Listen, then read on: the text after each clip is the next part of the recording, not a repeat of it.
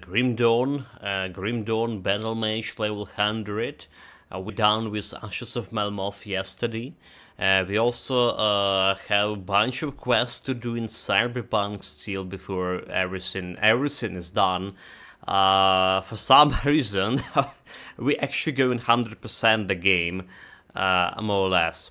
Anyway, the Battle Mage. I don't think there is much to improve on a build. I mean, there is quite a bit of details you can improve, right? But in terms of like self-found build, it's looking very good. It's looking very good. Yes, so there is a bunch of stuff like over here we can improve on. A bunch of stuff over here.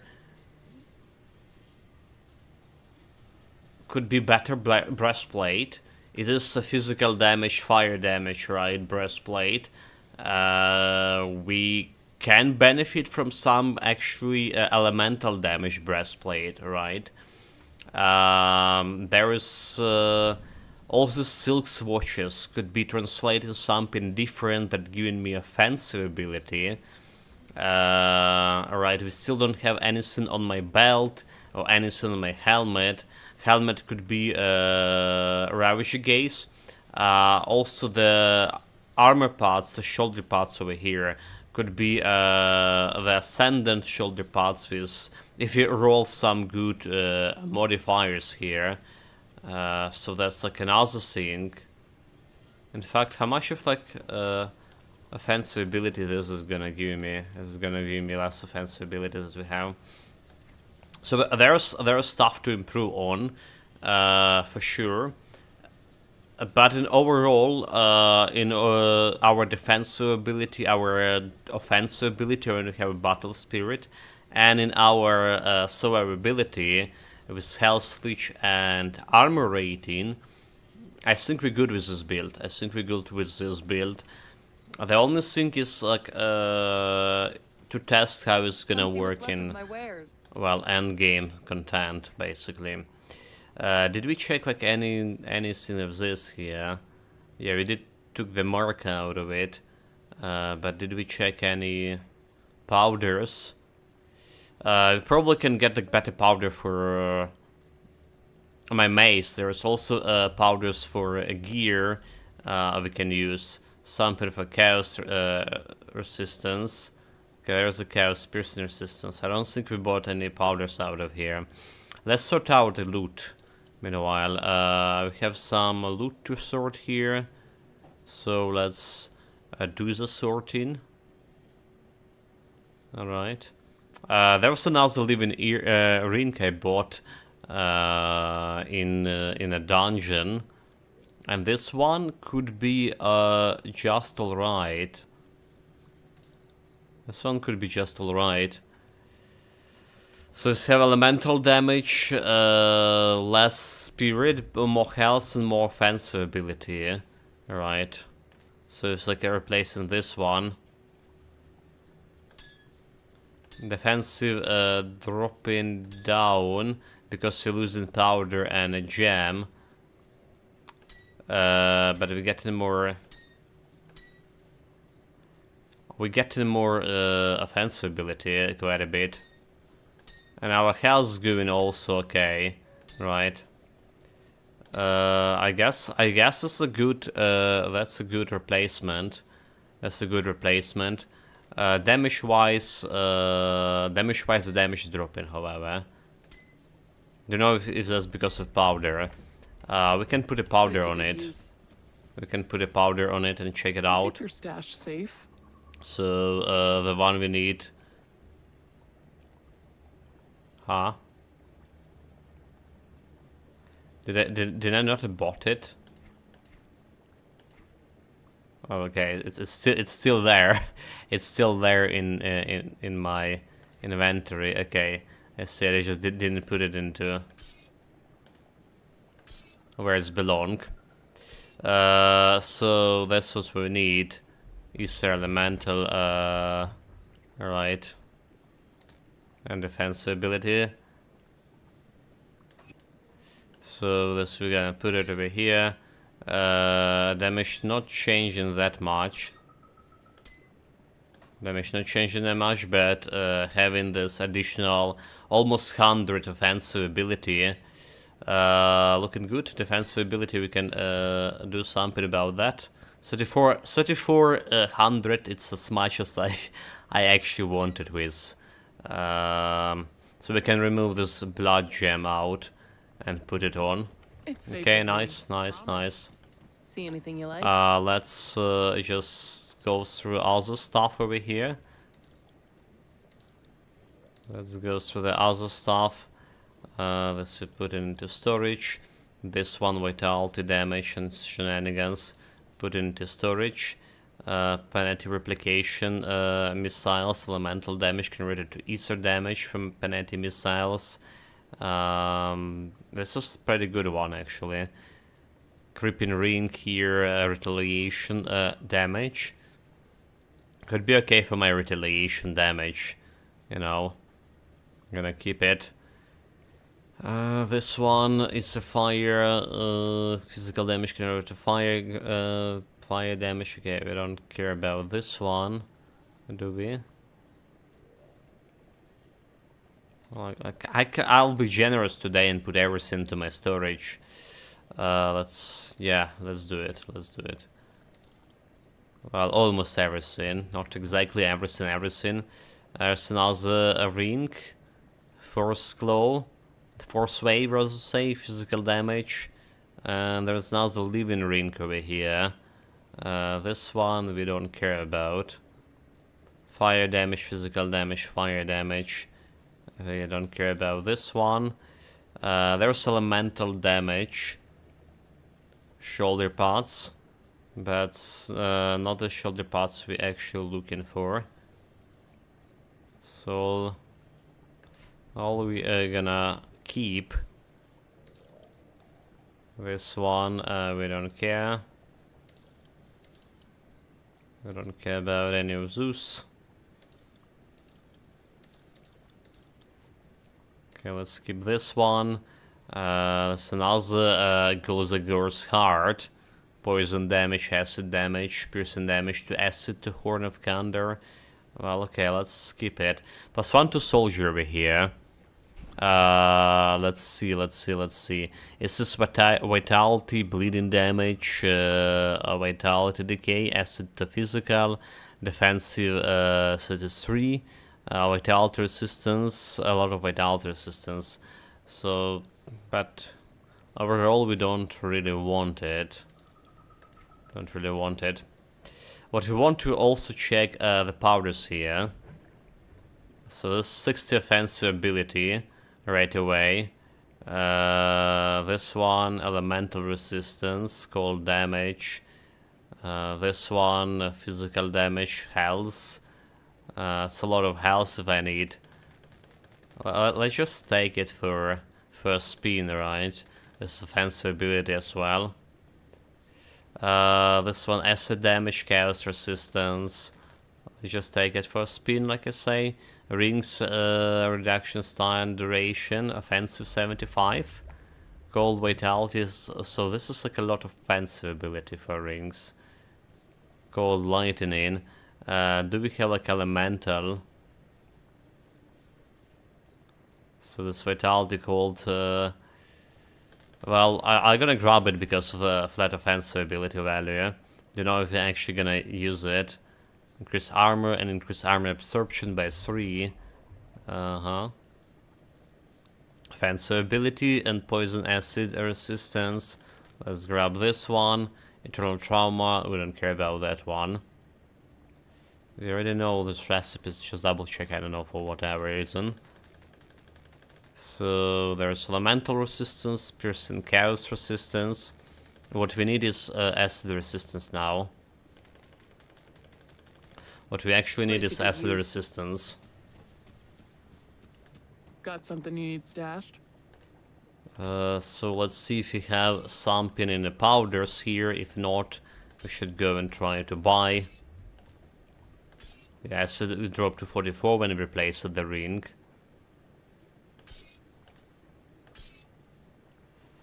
Let's sell the powders. Let's put the loot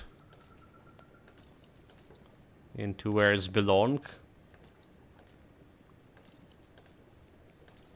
Sort out the loot, sort out the loot. This one getting out. This one goes over here. This one goes over here. There's a bunch of those kind of rings. It goes here. That's all of them. So, do we have poison resistance here? Not really, not really. Right, there's one that going rings that giving me 15 poison resistance. So anything, anything I can take from other faction I haven't been. Cult of Dreek, we're not even close to Cult of Dreek. They're the Rovers. Let's check the Rovers. Right. Actually, let's get myself the bloody gem, bloody crystal, out of the ring first. Sure. Keep the add-on. This goes over here, so back to 3477 defensive ability, but over 3k offensive. The Black Legion also revered, by the way. The Outcast revered. Rovers, wait, Rovers, we're not revered with Rovers. Never mind, never mind. Revered with Death Vigil. And, okay, Covent. Barrowholm also not revered yet. Ain't good. Devil's Crossing. Devil's Crossing also not revered. Alright, so like, what we want to go, Outcast and Black Legion. Outcast and Black Legion and Homestead. That's what we want to get. Sorry about that. Okay, let's grab it. Let's grab the powders. See what we can do.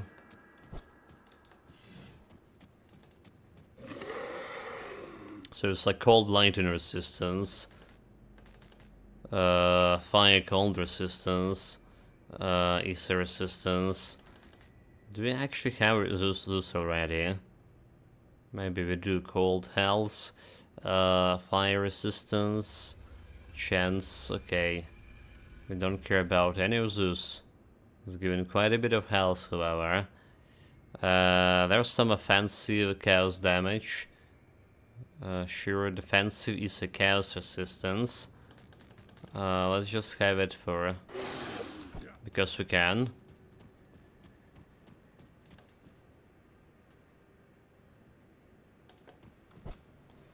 Black Legion. I can't do that yet. Can't believe there's no poison powder resistance. I'll keep you safe. You're not a Black Legion, you're my staff dude. I'll give you a good price of what So I've got left. didn't need any of those rings, really. Check it before. Here we have offensive cold damage and piercing, elemental damage and offensive here. So this is actually better for my mace, right? Instead of like fire damage, we have here fire damage and 35 offensive.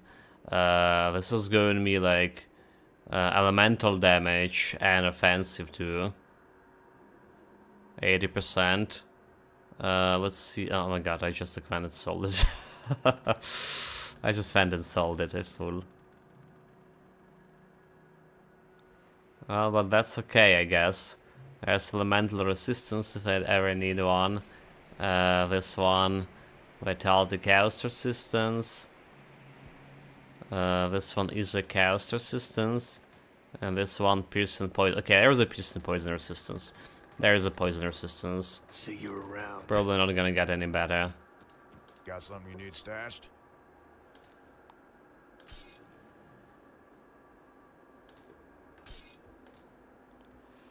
Let's stash this one.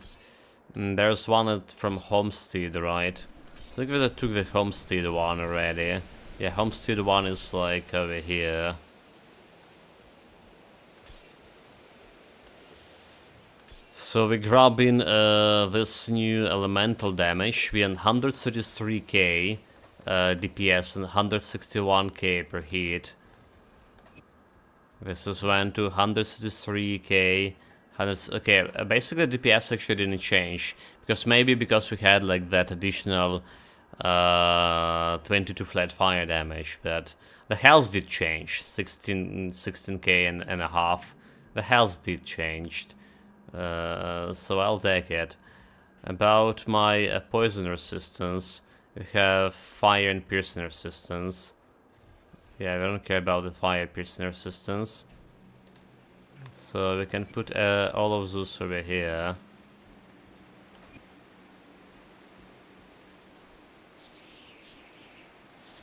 All the poisoner stuff. And 80 over the maximum, we can go higher. Here we go, 84 over maximum, 87 chaos resistance. This is looking very good. This is looking good, for sure. Like I say, we still can play with a lot of stuff over here. Like this Silk Swash doing absolutely nothing. We a lot of like our maximum. So my idea is to put there instead of the Silk Swatch. Got any more scrap metal? Where it is all armor. All armor, we can get the one that Blade Platin, right? Giving health and offensive ability, Ballistic Platin. So that's we can put like there. Offensive ability, I like it, and a little bit of health here. Ballistic Platin. Ballistic Platin require a Silent Platin, and 4. I need before. This is like a lot of crafting.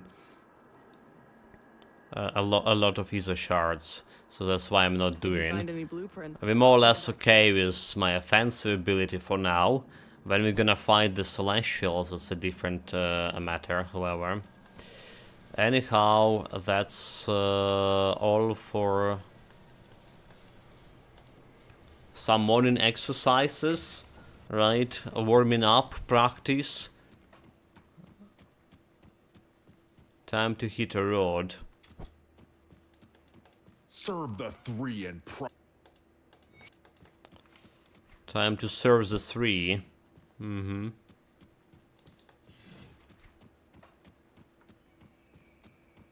We do still have something in the Dreek department, I believe. Come see what's Do left we? of my wares. That could benefit me, like this one. 120 elemental damage, right? 10% health. I mean, it's probably not as much health as this. Okay, it's not giving me offensive ability, however. It's not giving offensive ability. Never mind.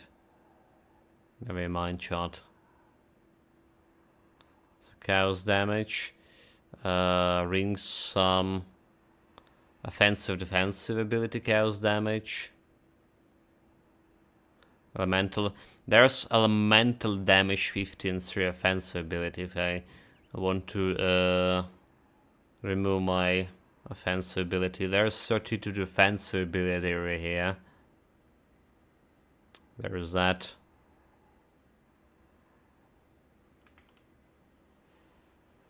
There's that thing. Well, whatever. The skies with our seers sing. Whatever. Well, look. Enjoy. Well, Dude. look what we've.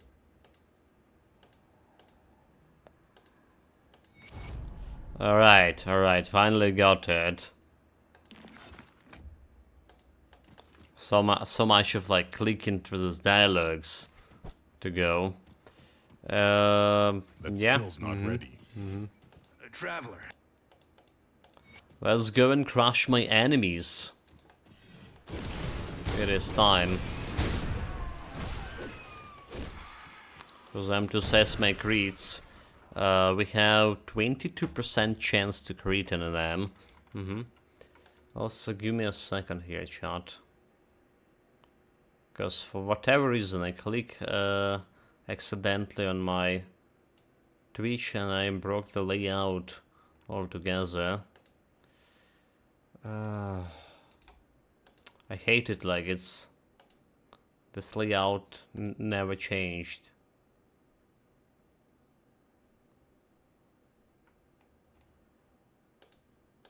Or like always changing and accidentally clicking, rather to say. We should keep the template. You can click the button and set it back. Anyway, here we go. The cleaning speed I'm gonna admit in this build will be slightly slower compared to my previous two builds. Like I think Calendar and Tempest had the fastest cleaning speed out of all of those guys.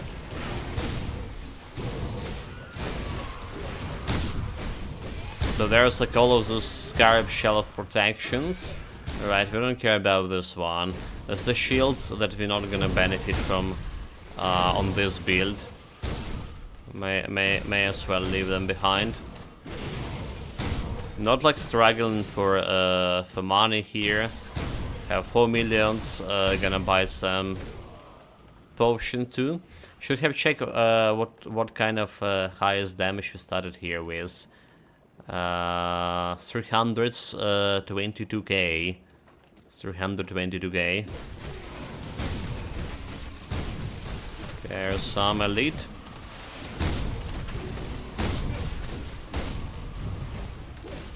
That's another one. Get out of my way. Despicable monsters. Those guys just don't have like any chance against me. So on the other hand, yesterday at the end of the Cyberpunk stream, we did talk a little bit about Achilles Legend Untold game that's coming out of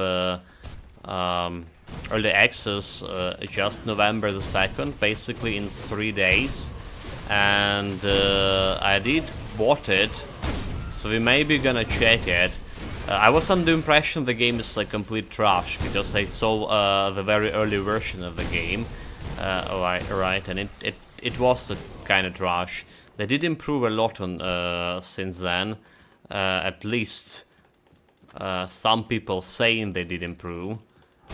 So yeah, I'm gonna give it a try. Sponsored by Dasophilax.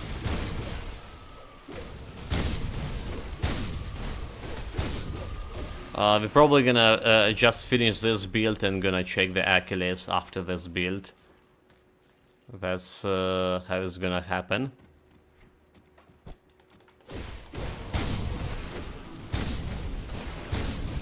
Also, you know, like I do want like get back to Diablo a little bit, like someday, but okay, this should be left behind and we return it to Garbage. But I was watching Diablo stream today. The guy was playing level 100 Necromancer, and if he was running in this styled Helltide event, right, the one with you collecting the cinders from like fallen monsters, and in 20 minutes, in a little 20 minutes, he collected like he was literally like mowing everything down, killing everything fast, but he collected maybe 30 cinders in 20 minutes. So they decrease significantly drop rate for those. That's such a bullshit. That's such a bullshit, like honestly.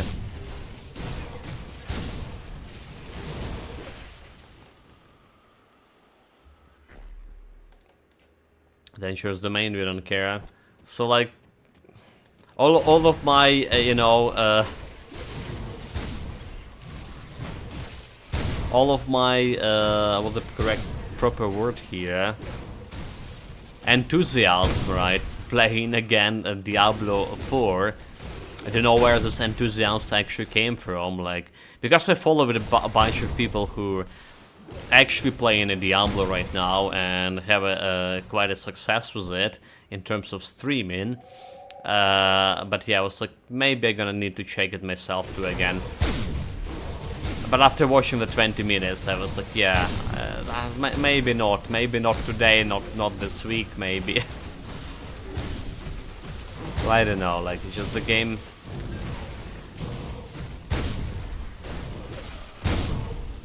Also, there's already leaks about incoming expansion for Diablo 4. And that expansion is probably gonna cost quite a bit, like $40 or something. It's not making me very enthusiastic to play the game again. Because I know that I definitely will not gonna buy the expansion.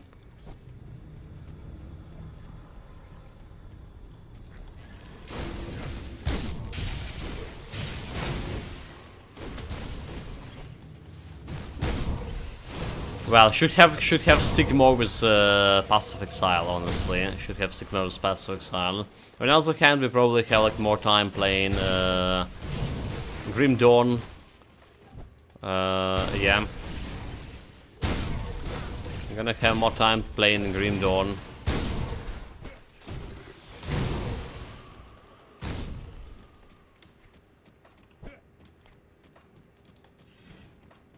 Instead of everything. There's like another game releasing November 2nd. It's a Robocop, right? I did watch a little bit of demo back in well, a couple of weeks ago on Elijah stream. I called him Elijah, but it's actually it's not his, like, how you pronounce his nickname. Anyway, nothing strange here. But yeah, I did like what I saw in a Robocop. It's looking very old school, you know, very old school. But then again, like, Robocop as a movie was very old school. I remember I was watching it. I was when I was young, thinking that's like really cool guy. So and we did play the System Shock recently, which just was very old school, and I did enjoy the System Shock quite a bit. So maybe the Robocop is like a potential game we can play. The price I definitely will not be able to afford, but I left my tickets for developers to check it out. My channel, maybe we'll get a key. Just slightly, have slight bit a chance there. So yeah, remember a couple of weeks, maybe days even ago, I was saying that the November will be a month that we're gonna go back to the old games I still haven't played, because there is no much of any exciting releases coming to, and they probably will be okay for me to get back to the old stuff, you know. Still finish Fallout New Vegas. Actually, I did enjoy the game, like, pretty much a lot.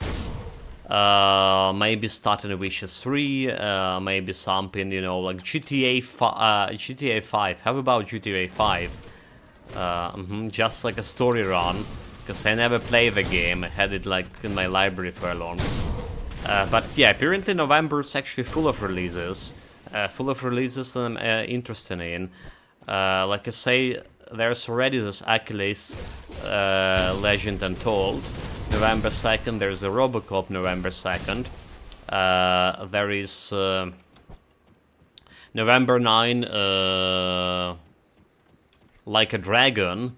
The man who erased his face or past or whatever, about Kiria Kazuma. Basically another Yakuza and we probably will be able to play it because it was announced to come on the Game Pass, right? And then on November 28, I believe, the Last Train Home. Last Train Home is like a tactic game similar to Jagged Alliance. I got like very interested in it, and it's coming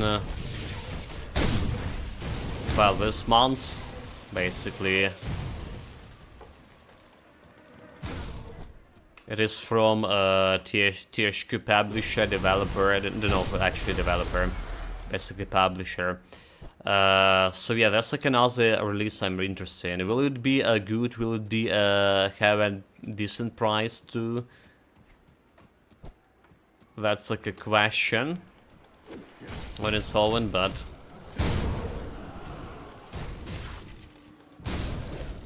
and there's like something else. Like I bet there was something else I'm forgetting right now, which is not a surprise.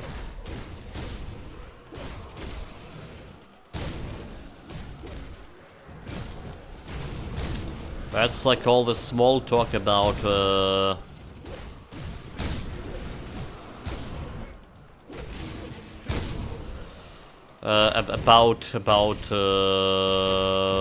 games we want to play this month.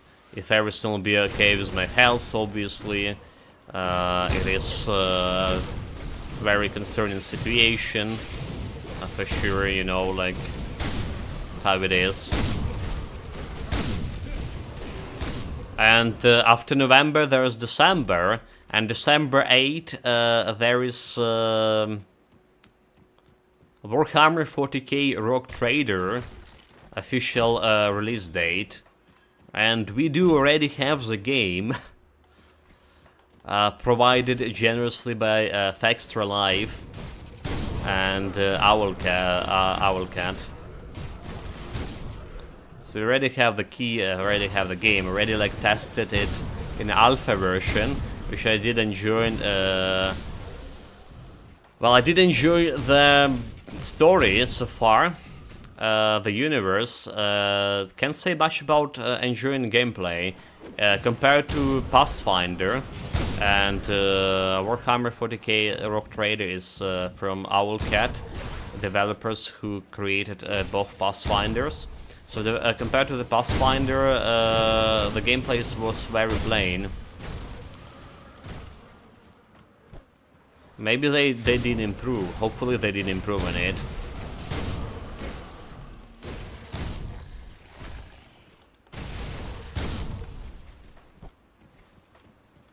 But on the other hand, we were able to play it on the hardest difficulty, which is like impossible to do with Pathfinder if you not know your shit well and can min-max all of your team party characters.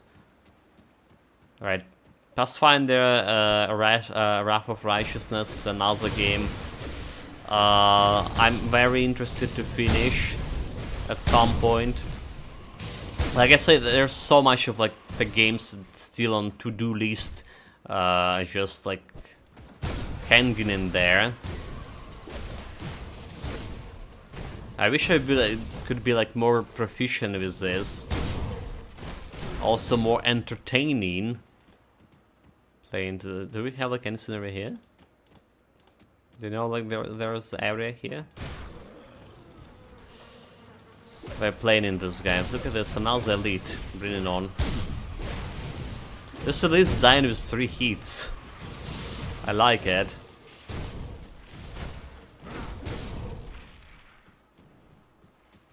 I like it for sure.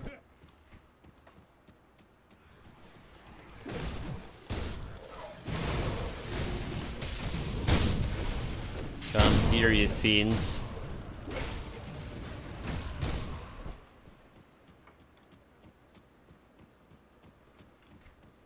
Also today, they say it will be the most warm day in whole autumn. Like so far, in this month at least. It's whole +12 outside and it's very sunny. Already done like my laundry in the morning. So pretty satisfied with myself.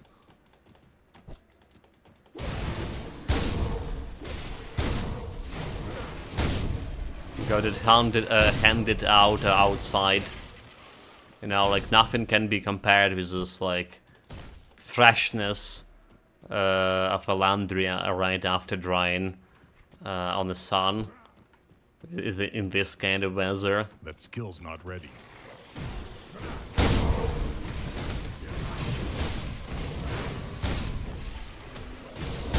But yeah, all of the stocks reminds me there's not much to talk about the build itself right now. Look at this, just the progression. Nothing actually can touch us. Like really, 18% health leech. Doing a wonderful job here, keeping me alive. And we do, despite me like being very skeptical about getting any, well, physical resistance for this build, since we are like running two-handed. We at least got 20% here on physical resistance. That's matter a lot.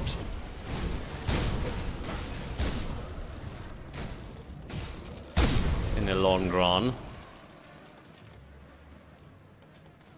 Got a friendly, although there's all the witch cards over there, which is fine.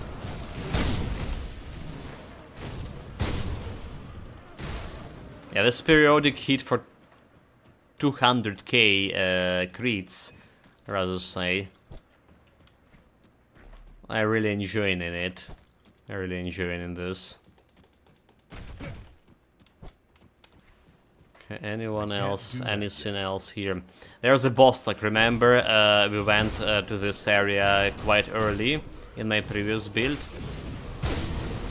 I'm gonna smack that reflective damage guy with my nullification. So we went here like pretty early on my Drake Evil Eye build and got destroyed by this boss over here. Now it's time for revenge. Speaking of bosses, we haven't killed Rashalga yet, did we? Some been telling me I just can, like, you know, face tank her. Like, literally face tank. What is in, guys? If that's the case, or is it just a dream? I can't do that yet.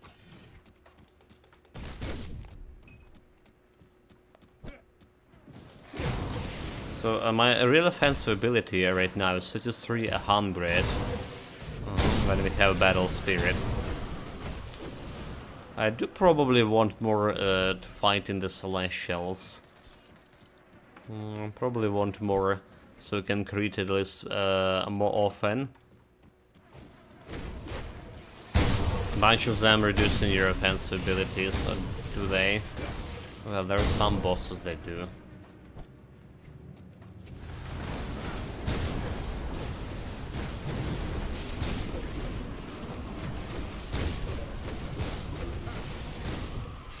Die, you scum. There are more scums over here.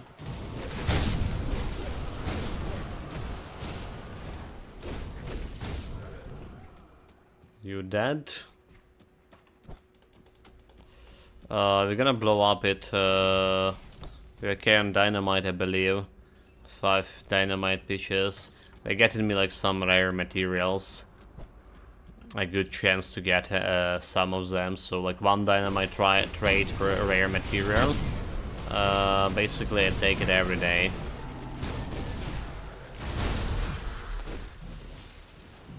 I'll take it every day.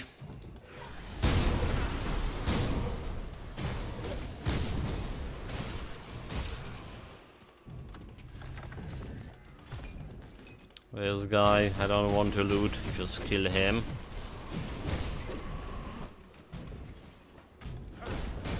Can't do that yet.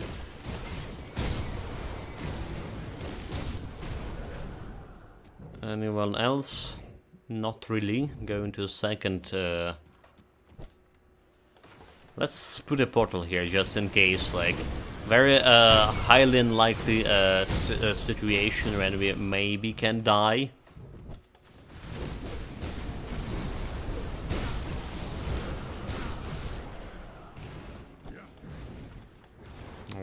Can reach those guys. Not exactly, not from this place. I let them be. Wait, so there was no shrines in this area? There was no shrine here? For whatever reason, I was under the impression that this one had a shrine. Not that we need it. Yeah, we're done with the constellations already. And I'm very satisfied how that's ended.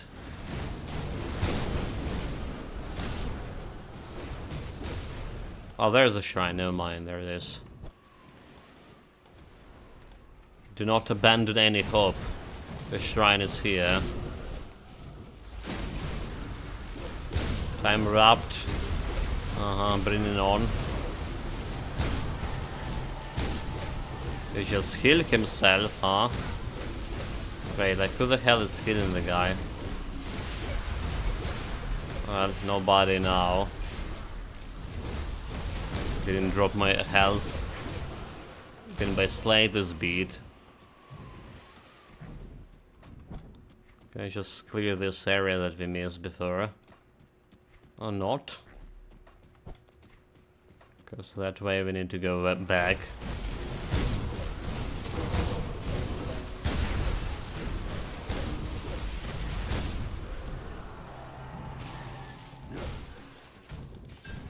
Oh, look at this legendary item from like just common chest basically. One-handed sword, the Core 1 Defenders. Acid damage, physical damage converted to acid. Wait, so we have Eye of the Reckoning and physical damage converted to acid damage for Eye of the Reckoning. Shadow Strike and Eye of the Reckoning. So it is a little bit different from my Evil Eye build. I don't know where's the Eye of the Reckoning from.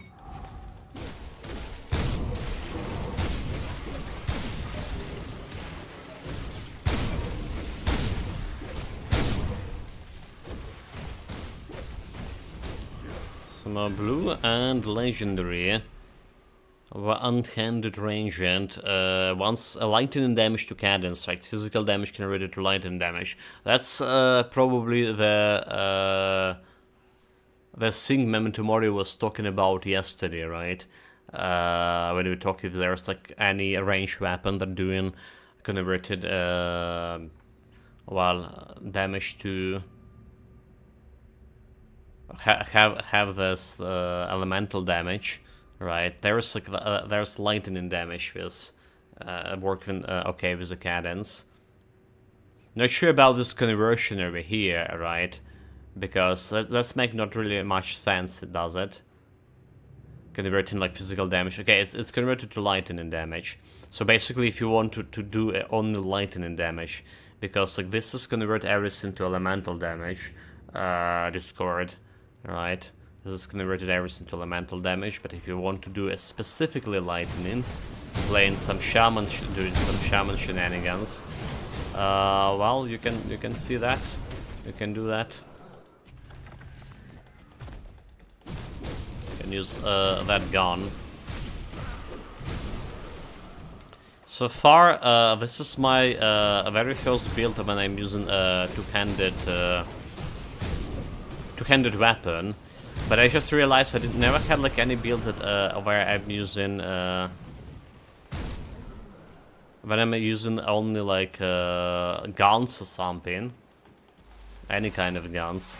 Okay, this boss fight's kind of dangerous, but let's see how good we are just face tanking it.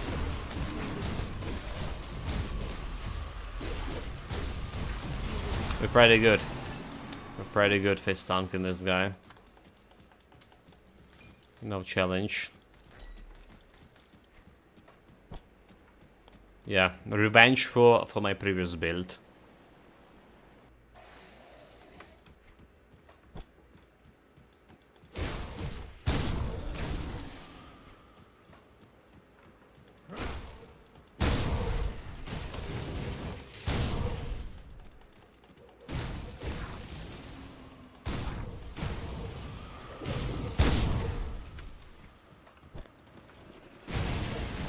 There is a secret area here, is it? Should be one. I just clicked for 3200 something, okay. And that's my new highest damage. I wonder about that. 3200, 326k. 326. I think it's just... We just clicked for it, did we? So there's a place, there's a shrine, which we're not gonna repair, because we need to craft the sheet. And I don't really care about crafting the shit here. Alright, but there's some blue item over here. I guess I'll take it. We're not gonna waste time to repairing the shrine when we do have already all the points. Yes, there's a chance the shrine gonna drop you some item. But the thing is, I'm not really need any items for this guy anymore. There's, like I said, definitely some items we can improve on. We don't really have much of elemental damage gear on it, like breastplates, fans and shit. Fans actually doing elemental damage, but breastplates is like fire damage. We don't want a pure elemental. Okay, so yeah, there's a lot, shit tons of stuff that can be improved here. However,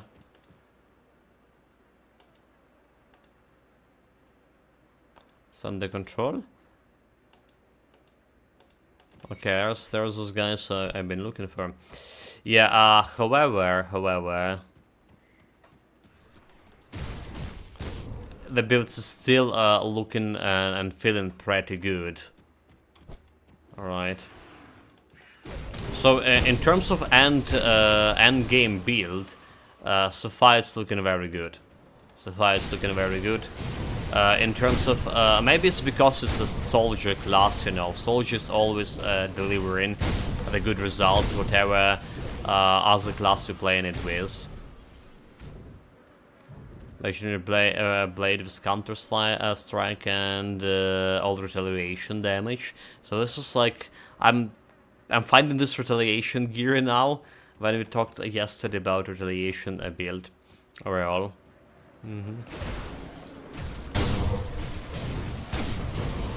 But what I meant to say is, yeah, early game, however, maybe it's because we started on ultimate difficulty again. It is my second build that we started on the ultimate difficulty directly. I did make some improvement to the process of character building here, while like we're getting 14 points from Constellation right away. So that's easing the burden on the build itself, giving it a little bit more survivability, but still the difference between first of all, it was melee damage build, and unlike a ranged damage, we had to put myself more in danger fighting early on with level 50, level 60 monsters when not having any gear. That resulted in a lot of situations when I just died due to that, well, player mistakes, not only due to the build was not ready to face what we were facing. So because of that, the early game for us were kinda tricky. Yeah, let's agree with that. Like we died quite a bit. Our death counter like 15 right now, and even like there's also it's a new patch. They changing some monster damage. They changing some stuff that's working. There's a Sunder. So I'm yet to figure out like what exactly for a specific monster I need to dodge, where I can face tank. You know me, I gonna face tank most of the stuff. If I have a chance, I will be staying there and face tanking everything. Okay, this is a boost we currently wearing. It's have more elemental damage, right? Have more elemental damage, less health, but more offensive ability, which is very good. Physical resistance same chaos resistance, so we good. We over maximum anyway. And I think we're gonna grab this one. I think we're gonna trade it for my current one. Yes, please. So DPS increasing slightly beat, offensive ability also jump into 38. Health, like, not a big deal. Alright, 161k to 162k. A 1k damage here. And we want the Mark of Traveler over here, because this is giving me the thing. The slow resistance over here.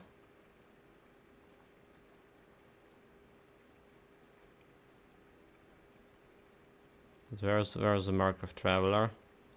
There it is. Yeah, some regen, some slow resistance. I do need. It's a melee build. Greatly relying on your attack speed. So having any resistances, or as much resistance as possible to slow, it's That skill's not ready. exactly what we need.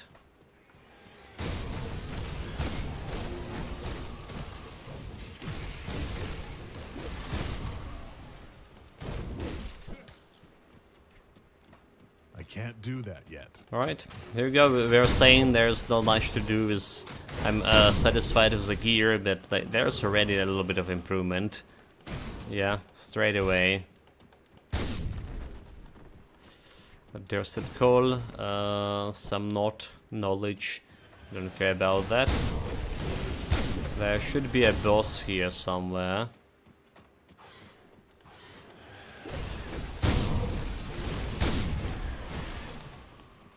Come and face me.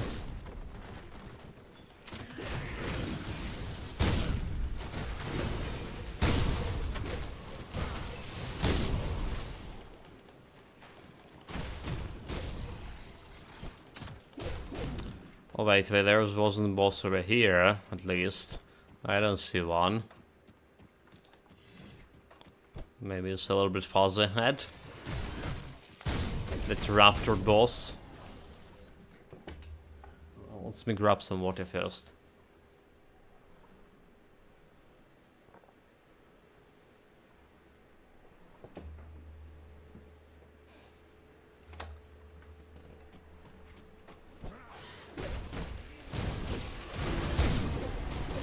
You guys know challenge, die.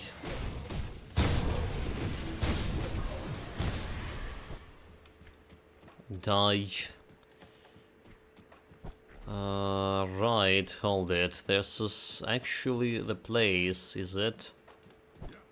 The secret area.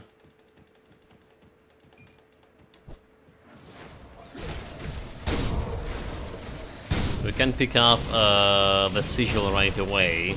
Last time in being in on a previous build here, we were too low level to go here. And we wanted to get to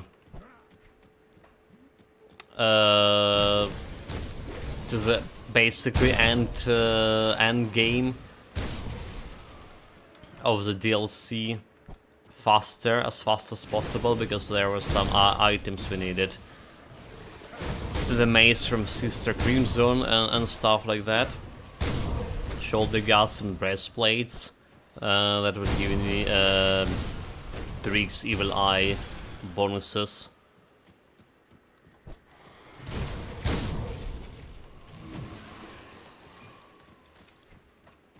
This time around, when doing this DLC, the last one, because there's nothing at all that we want to grab from it. So technically speaking, this Scion of Arcane Force, that's a mace, that's a part of Forgotten Gods DLC. This mace. But I mean, it's not like it's supposed to drop on in Forgotten Gods, is it? We got it from my, unfortunately we got it from my storage. It's like kind of self-found build, but I did my use my Grim Dawn storage to get this one on the item. Because so far we didn't found any sign of Arcane Force lying anywhere around. skill's not I only had one in my Grimdon stash to begin with. I would say it's like look like quite a rare loot.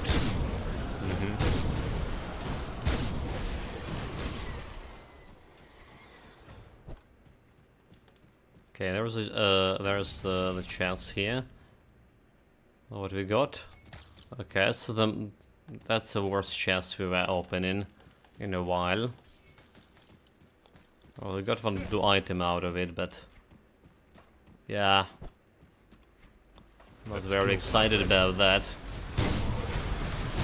Some elite, the Arcanist, kill all of those other guys who's healing. So the Arcanist should have like a lot of elemental resistances. Doesn't look that's help him much. So that's the good news. That's the good news.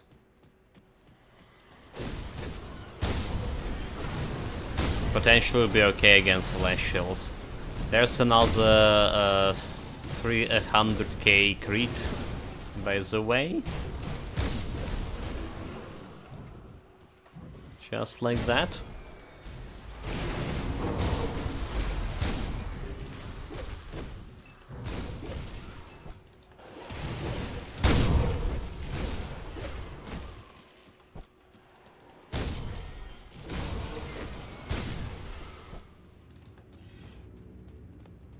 And a bossman, bringing it on. So like you see, there is me face tank in it, because face tank is my favorite gameplay. Right. But unfortunately, when you play it, the build in early stages, you do need to dodge, to run, to kite, and do all other dishonorable spatial maneuvering. And because I do tend to face tank, we die more often than I should. That's what I meant to say. Hello Skirmantis, welcome mate. Good morning, good afternoon. Greetings. Let me send the greetings, send the cats. Unleash them all.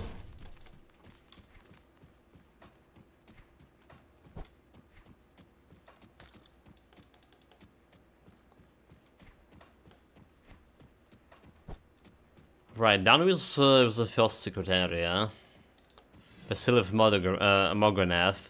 I did realize at some point playing this build that we actually didn't done like Mogonath. Or did we? It was Blood of Dreek. Oh no, never mind, we did, but it was like super fast. Never mind, I'm mistaken. Yeah, it was like super fast. If you're saying about my health, nothing changed. Nothing to report. Still the same as yesterday. Okay, we got Sundered. And we're staying and face tanking this guy, no problem. Did feel like we're doing like, very little damage to him. Still kill him, I believe, decently fast. But we're critting for this 200k.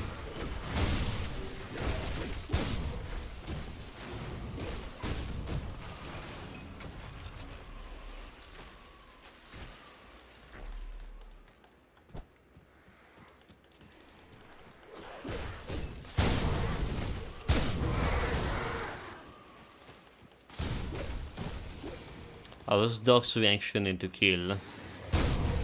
The quest.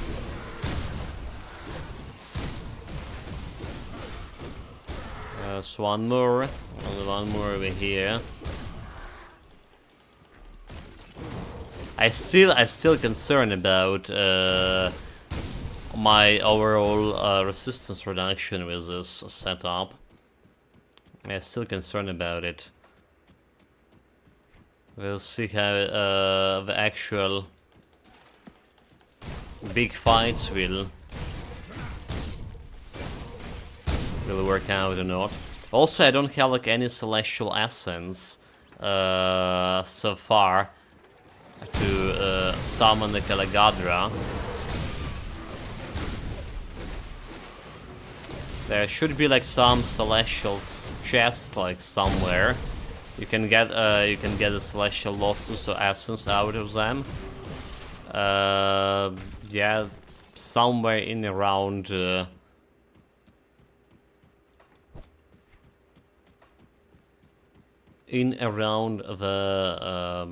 Forgotten Gods DLC. There also should be I know that you can get Celestial Lotus out of the treasure troves, the one you use in Dynamite on, but can you get also Celestial Essence too? I think you can, maybe? Maybe you do.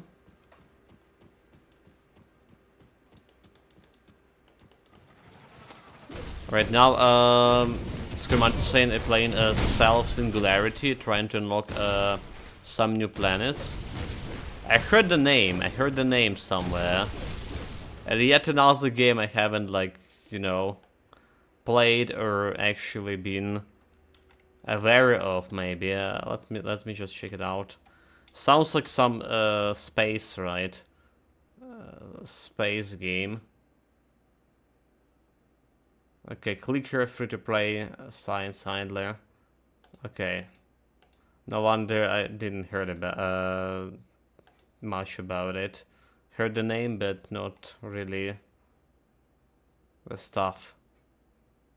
So it is free to play, but it's have like in-app purchases. Interesting. Well, not that interesting. I mean.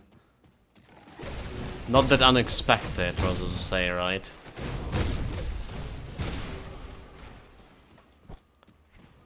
What can you buy for real money? The next question.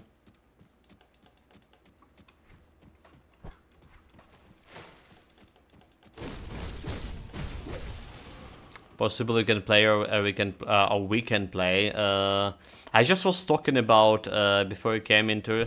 I was talking about how much of the games we have on to-do list for this month.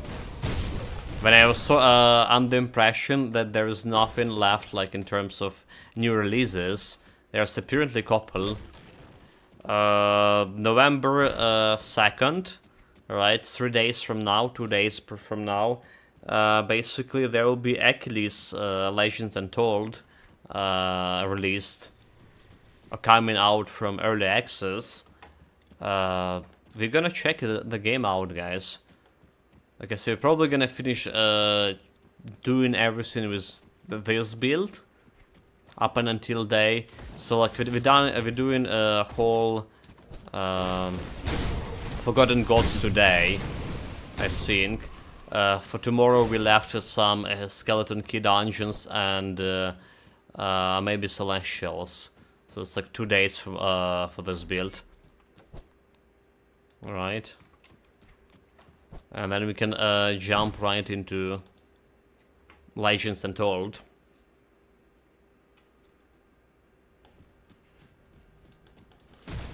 How can you check like the list? There is no written list made.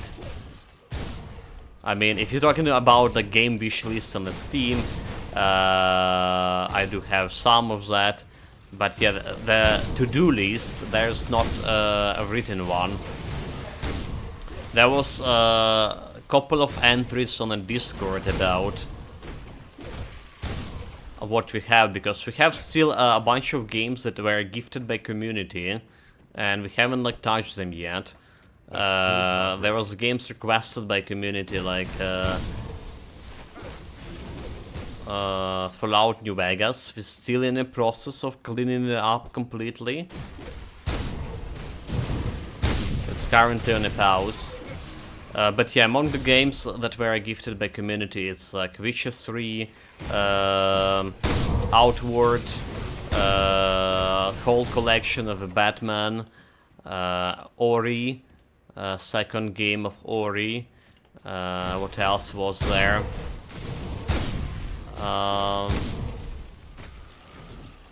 VRI scene. I guess we played like 3 days of VRI scene.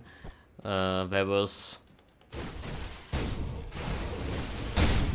was a couple of more guys. There was Dragon Age Inquisition, not Inquisition, Dragon Age Origin, Dragon Age Origin. There was that one as well. There was like to-do list. We're still having.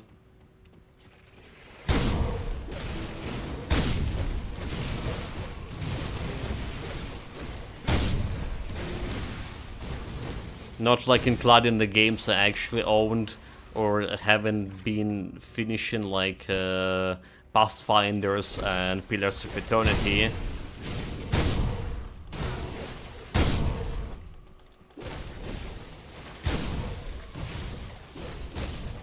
Stuff like that.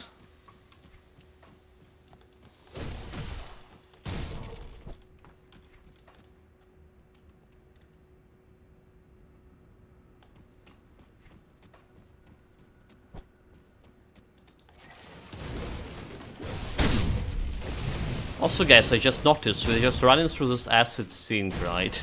Not taking much of a damage in this acid. All because like, Hell's Leash, right? Yeah, everything here is just like... You know, I don't even need to click on these monsters anymore, I just like running straight. Right, I just like keeping my fingers on, press on the left mouse button. He's just running straight and killing everything like that, huh? No clicking involved.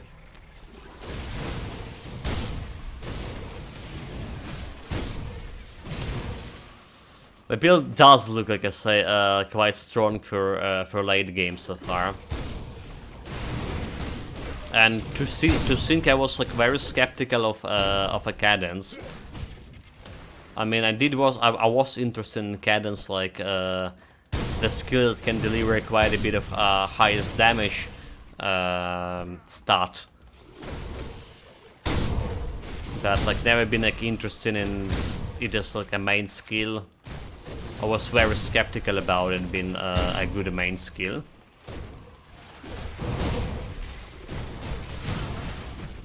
It's working pretty well. You know if this is gonna be working same well with physical damage, however, right? So I did mention it at the beginning of the stream as well, not only today. Well, we talked about it yesterday as well. That it is kind of cleaning speed is not as fast, as any other builds we played before. Mainly because limitation of on enemies we can kill at the same time. We can only kill hit around 9 or 8 targets at the same time with this current setup. Yeah, unlike the Calendar and Tempest build, which just can hit everything. Also, the range of the radius of the hit is way lower. Like Calendar and Tempest, we were complaining it was have not a big radius, but it has at least 6 something meters radius. This one is like basically melee radius.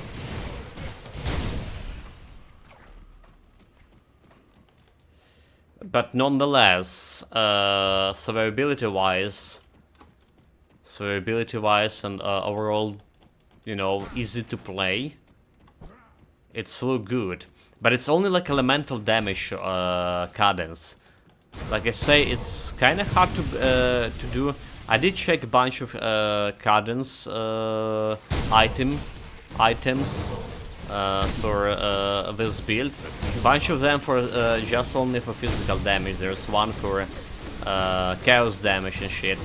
They're not like improving much of your on your radius, or rather say of arc and amount of targets you're gonna hit. They're not improving much on that.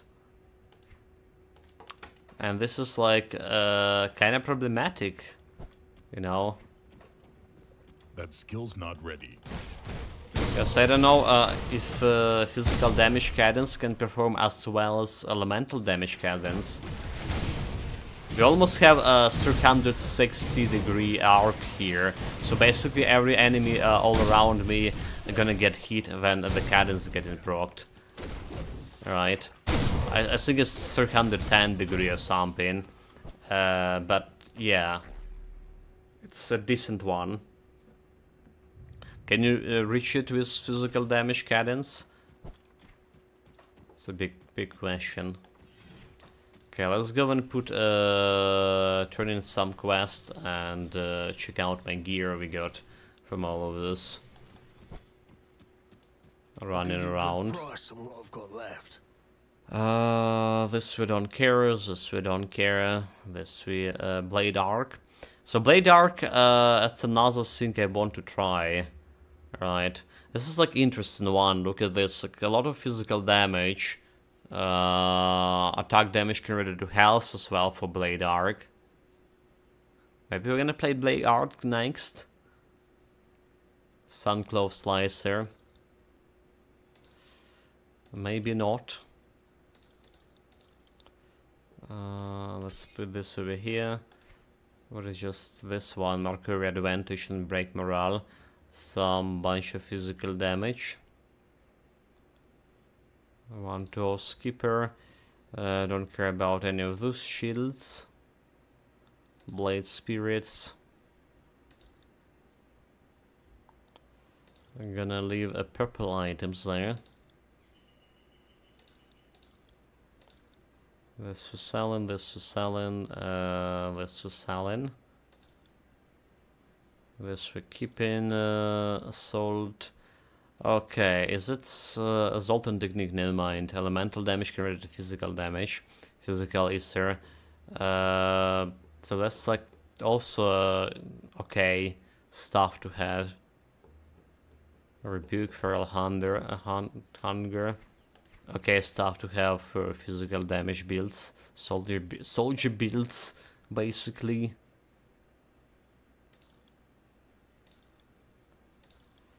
This for selling, this for selling, this is just normal blue.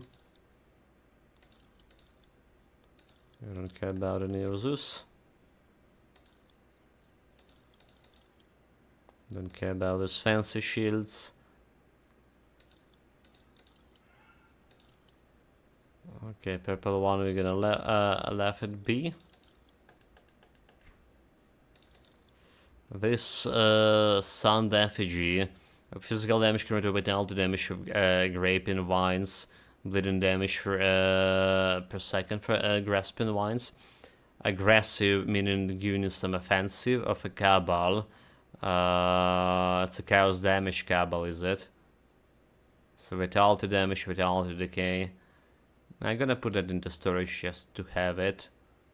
Iskander Elemental Exchange, Elemental Balance. There's a bunch of elemental damage, physical damage converted to elemental damage. So we're still interested in physical damage conversion to elemental damage. We have 30% from Iskander Elemental Exchange, passive 3. Why are we interested in it? Because like every 2 attacks we have, it's actually weapon attacks for me, right? They only deal in like, well, never mind. They actually didn't. Not right now. They didn't elemental damage because we have like elemental damage mace. Never mind. So maybe we're not interested in this conversion anymore. Yeah, maybe we're not interested in this conversion chart. Do we? So it's like 3 points we can take and utilize it somewhere else. Let's play with it, because before that we were using this kind of mace, right? And this one have a lot of physical damage instead of being elemental damage shit. Every 2 attacks doing like physical damage, and it wasn't playing well with my resistance reductions shenanigans. So yeah, now we don't really do this, do we? Because the weapon itself providing you with elemental damage. Okay. So like I say, we could probably replace this with something better. Need to play a little bit with it. I'll keep an eye on this. Let's jump. Okay, hold it. The quests. Let's do quests. Serve the... Consider it's done. That skill's not ready. Attack. Prepare to die.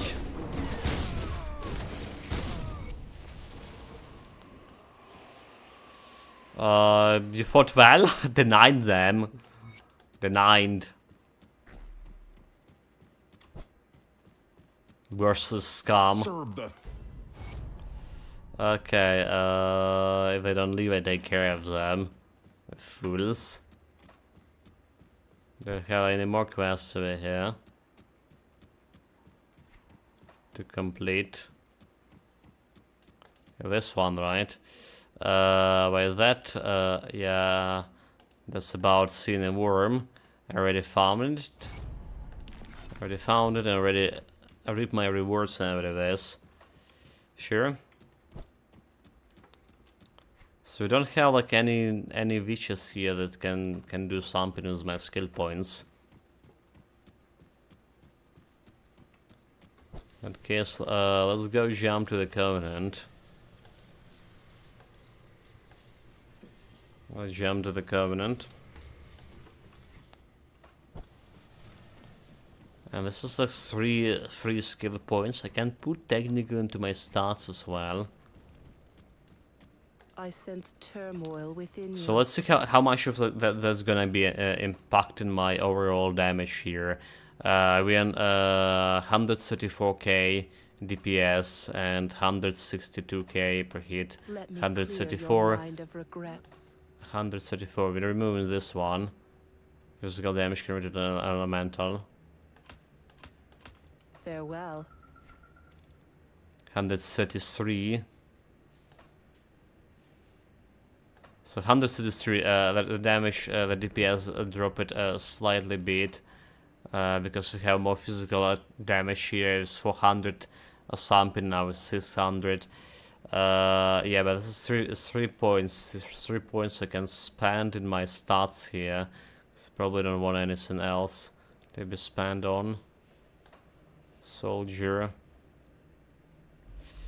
Still can do better with my cadence, apparently.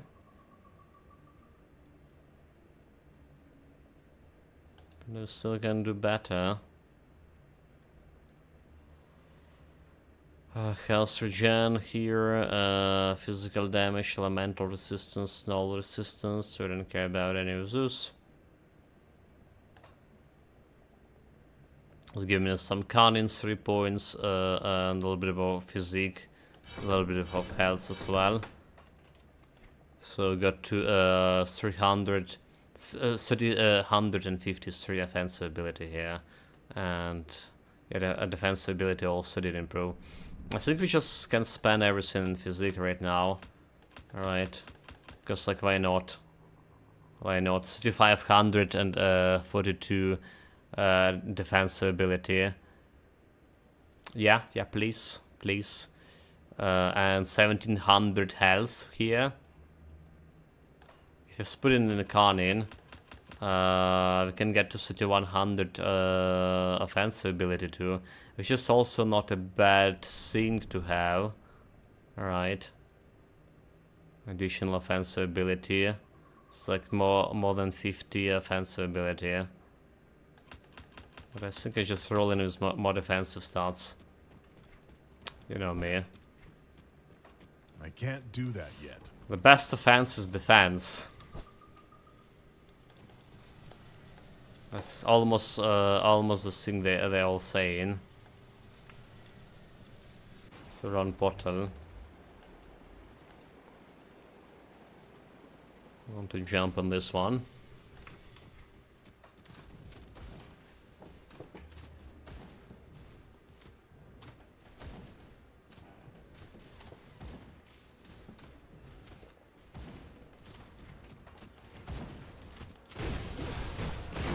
Yeah, I wonder if this kind of defensive ability. Oh, okay, hold it. Forgot to put the cadence service there, which is trying auto attack. So yeah, I wonder this kind of defensive ability will be enough to face tank the maggots from Great Secret Area. It must be.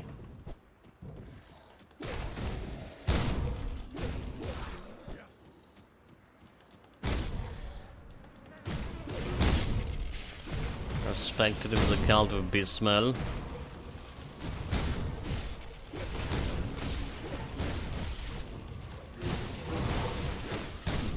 It's always good to be respected.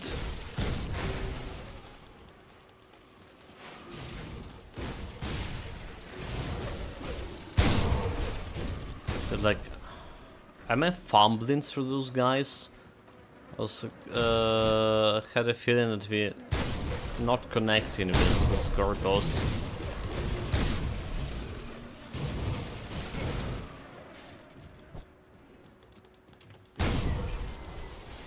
Well, that was spectacular heat. Like, they just appeared and I have my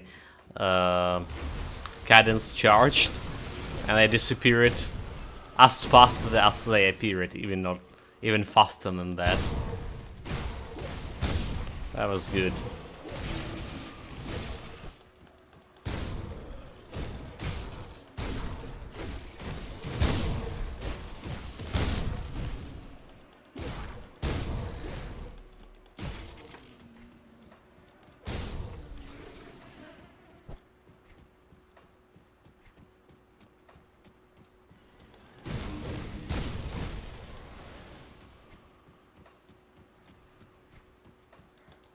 Mr. Griffin, come here.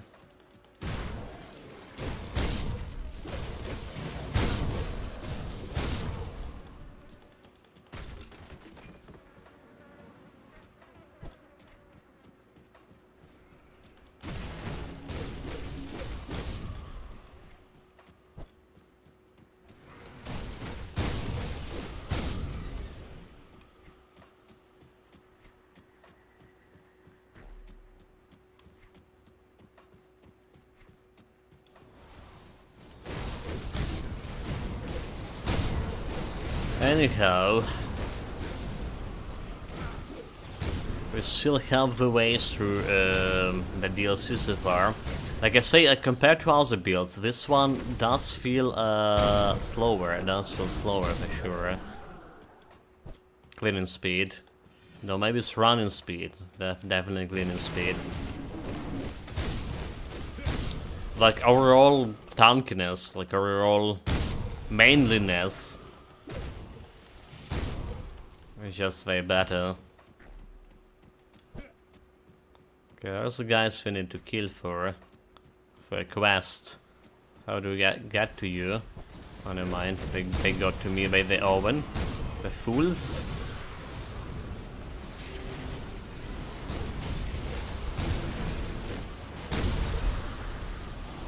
Yeah, throw your elemental damage at me. Try it.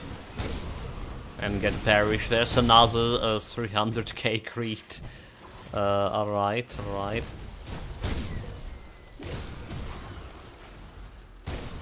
The hour and 25 minutes in a game so far. I would say it's okay progress. Not the fastest one, but okay. Okay, there's a great quest over there. The place for a crate.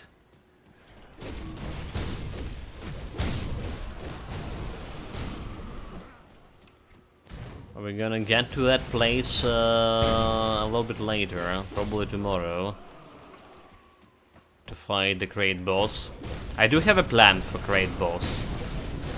It's rely on me removing as much area as I can. We still have at least what is 3 targets over here to cadence and 2 targets over here, so we'll still have like at least 5 targets to cadence. But I can remove a fighting form as an additional 4 targets before fighting. So I want to for my cadence be as much of single target as possible. Don't want to proc any crates in front of me. And this is like 7 points in Fight Informed we have. So I can go and put that into some stats, getting more defensive, offensive ability too.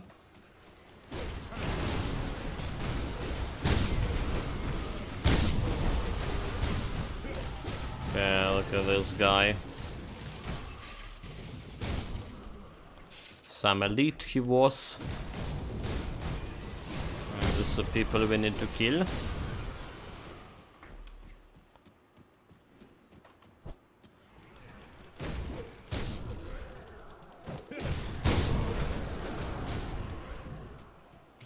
So yes, if you can accomplish that without like, destroying as many crates as possible, I have a good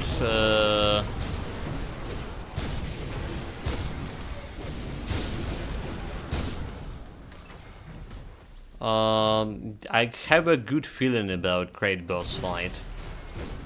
Well, first of course we need to get through all these maggots and stuff.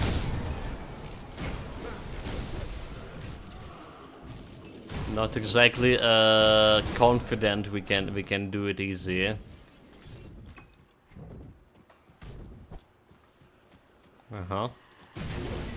Not confident enough at all. First of all, we also need to try it if my resistance reduction against Celestial will be enough to do any reasonable fighting.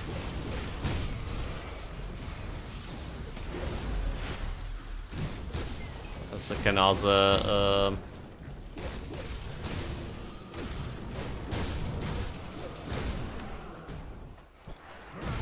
also sync. Also, Chad, we're probably gonna fight Ravagers of Souls, the hardest one. I feel like confident in this guy. Fighting Ravagers of Souls. Yeah, was it Mind? Yeah, Ravager's Mind is like the one we killed on Evil Eye Dream build. So the Souls one, and now his time to perish.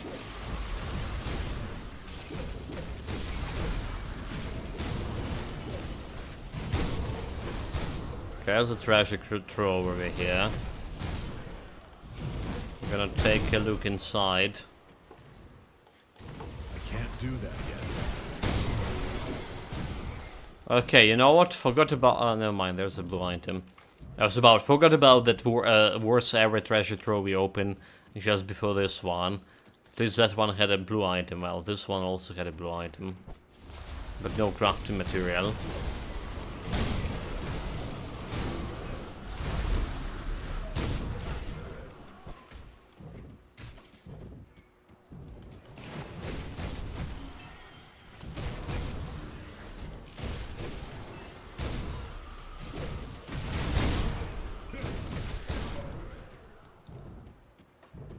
Unfortunately, no crafting materials. Okay, we can go this way.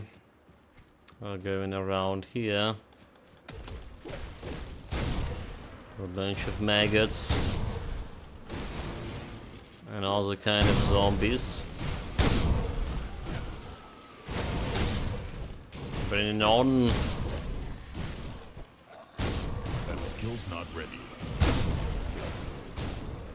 Feel the wrath of my hammer, as I say.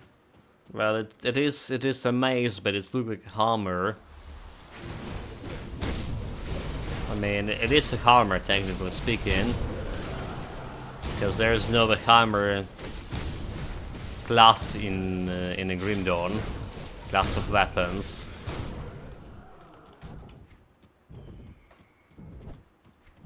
There's none of Zeus. Okay, I solved a quest meanwhile.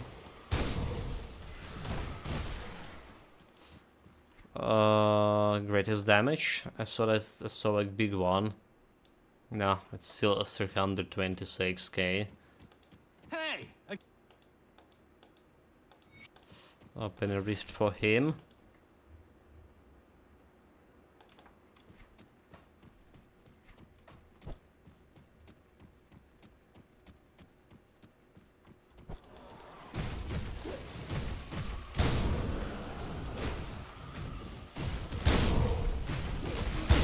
Okay, don't forget this time to poke through that corpse belongings.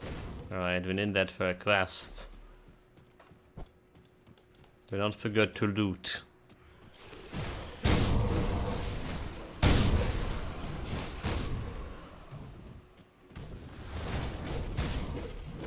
Some more foolish enemies trying to fight me alone.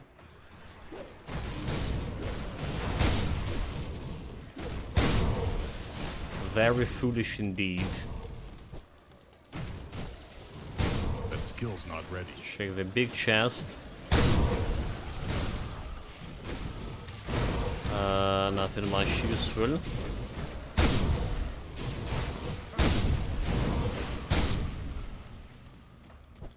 Those guys dead. Do we have anything? Anyone hiding over here? Couple of ghosts. There was a couple of ghosts over there as well, but we're gonna let them be discovered.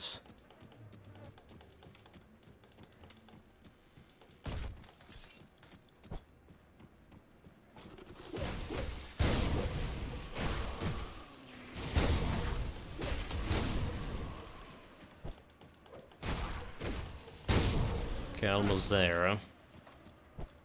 It's a dead end.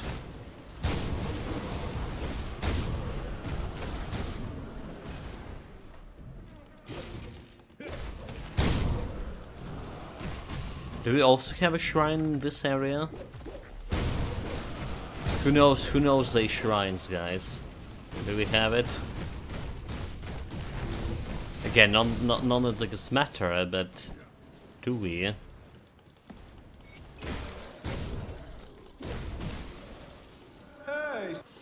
Okay, been dead, how it is. Continue, I'll take care of the necromancer. Leave it to me.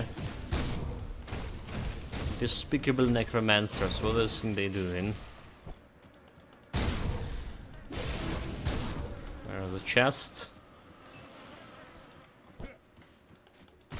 No much to actual loot from. Okay, let's go.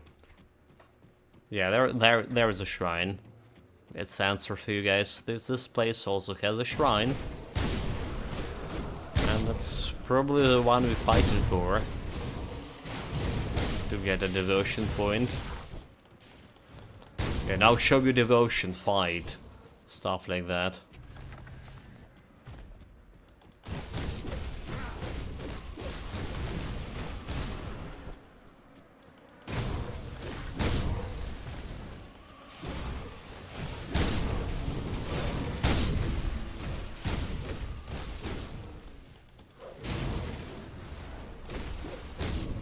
Well, let's show our devotion is fighting here. Bring it on. Some regenerator, ha! That's not gonna save you.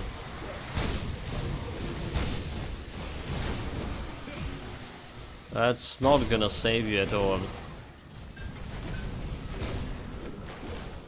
On the other hand, we got two legendaries. That's looking good. Spirit Binder Glyph. Some pets, elemental damage to Vitality. I think we did use this for my Vitality pet build back in the days. And there's some Blade Arc shenanigans. Physical damage, either damage converted to physical damage to Devastation. The Spell Scourge. Elemental damage converted to physical. Interesting.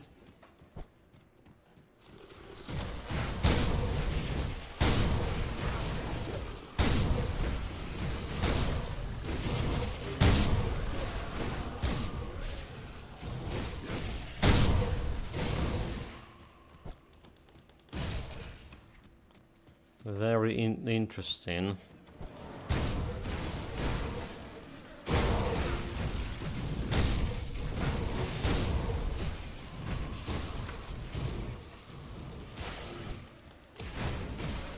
That skill's not ready.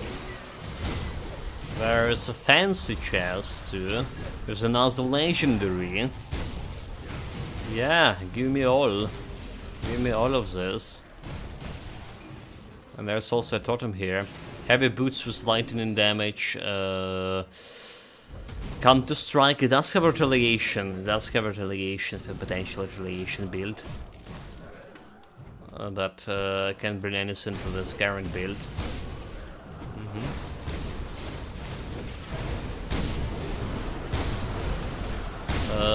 Not much at all.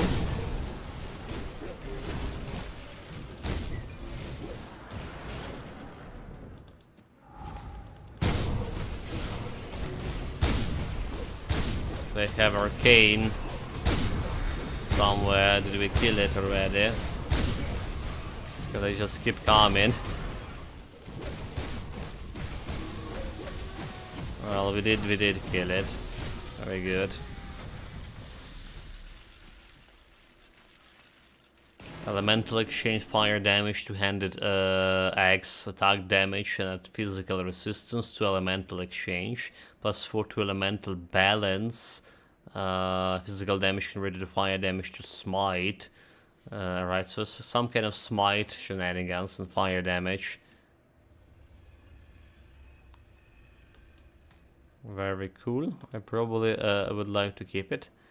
Two-handed range it, +2 to Shaman. Electrocute damage, lightning resistance, -15 to Storm Box of Elagnos. The belt, elemental damage, vitality damage converted to cold. Night Blade.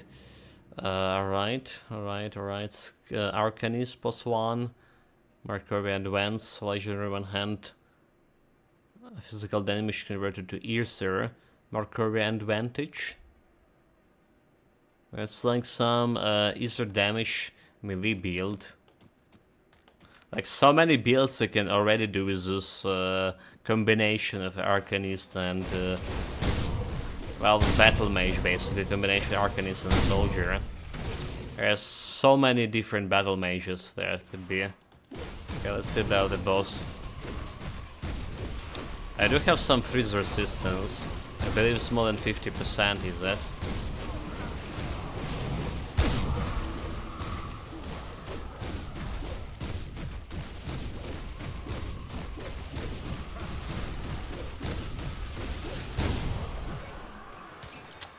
Yeah, I believe it's like 50% or more. Oh my god, greatest damage dealt increased here, guys. 345, almost 46k. Haha. Aha. Anyone better? So, he has the Unbound. Tigran the Unbound have whole 61% chance to hit me. We had 19% crit chances on him as well. Not bad, not bad.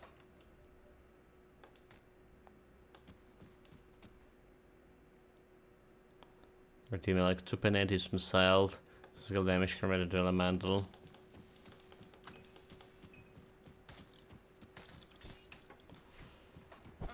That should be all of it.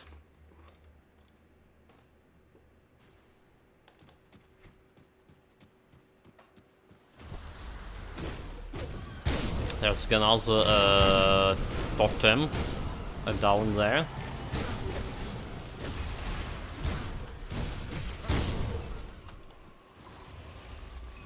Yeah, they build doing very good, like feeling very good to play, doing very good in terms of this late game basically. And you saw it like we basically face tanked the final boss of inside the skeleton dungeon of Mogadren grew like no problem too.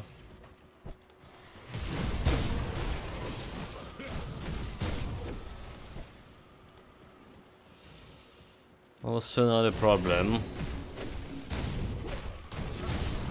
Still no sign of any celestial chest, when we maybe can get some celestial essence. So that's why like we're trying to go and check out around every single corner. I'm trying to get that celestial essence for my Caligardra fight.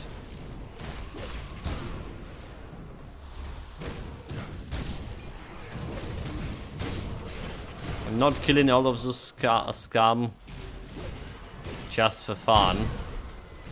It's a work. Okay, enough in here. What about a down over here?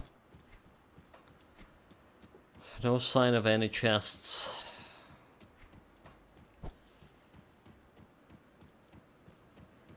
Unfortunately. No zombies bringing in.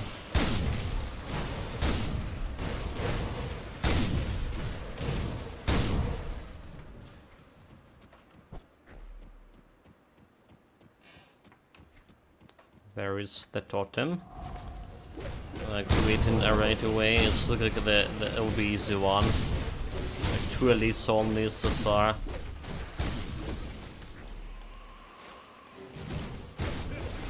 Yeah, is a totem. Not much of to loot from it as well.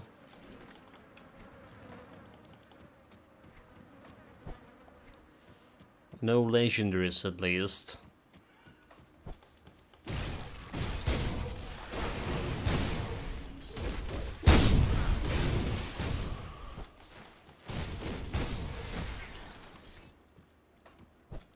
Nothing here.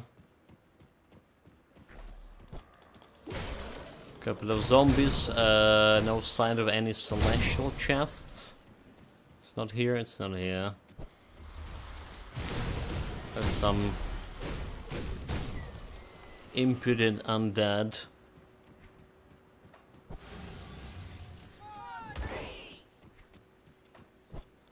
Let's go and check on a hole. Check on this boss beetle. Alright. Then we probably need to turn in a quest as well, because there's another... We get into the Oasis part. There's another basically quest alliance waiting for me there.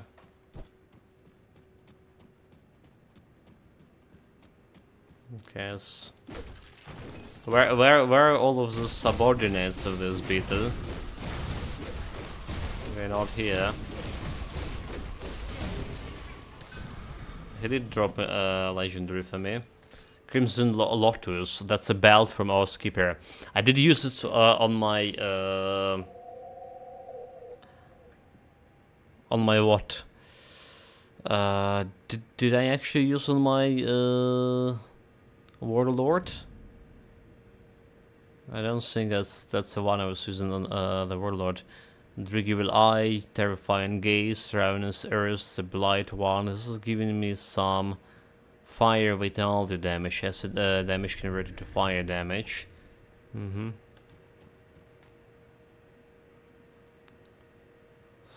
Musk Sphere of Protection. Elemental damage to Musk Sphere of Protection. Don't care. Oh, like I was intended to check out my actual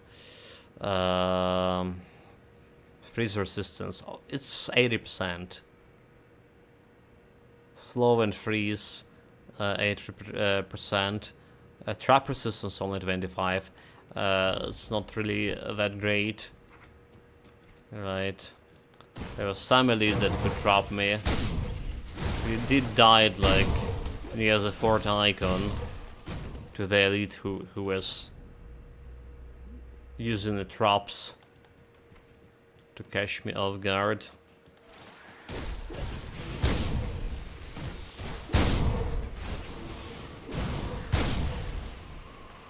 Okay, this was taken. Let's go and check out on my loot and turn in a quest in the process.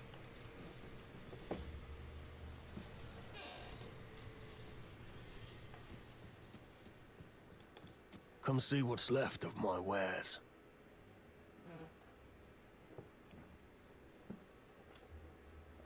So let's see what's left of his wares.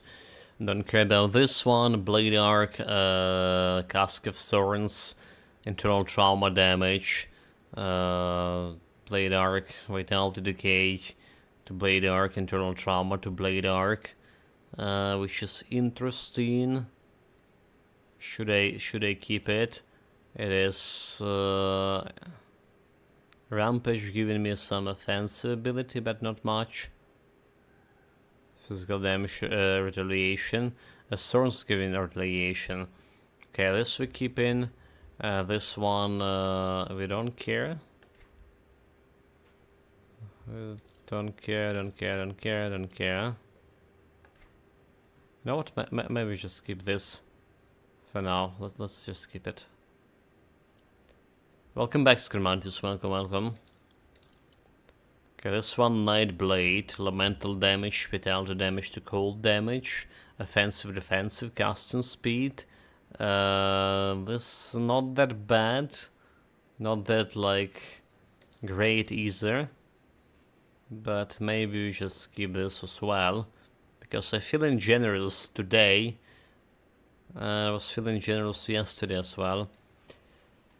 Elemental damage converted to physical damage. This is not go.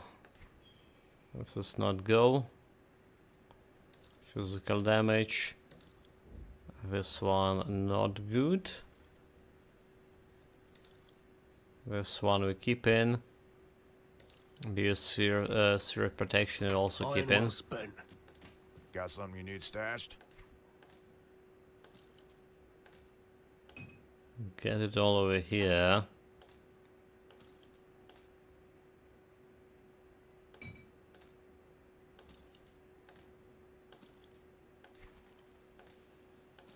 This bells goes here. And look at this. Sorted it. Like it should be. Okay, that's a ring, so it goes over here. So what quests we have? We have the quest for this guy, did we? Don't have a quest for him yet. Yes, we need to turn in this other quest. The threat is Korvax indeed. Before. So yeah, we turn in this quest now. We should get a quest from this guy. There we go. I'll find you, Tom. And we done a quest for those guys. Farewell.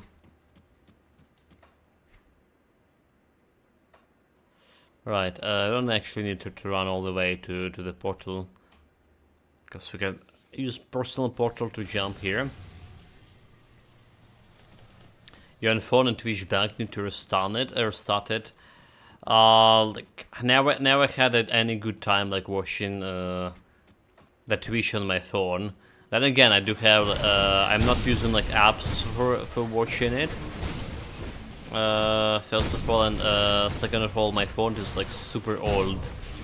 It's like Android 6 phone that I bought back in 2018, I believe. So it's like already 6 years old. I was like planning to replace it like years ago. But yeah, the war started and it's just not really possible at the moment. Mystical Infernal Knight Phase Guard, the Infernal Champion. Okay. A new recipe just came out of some pure griffins. I like it.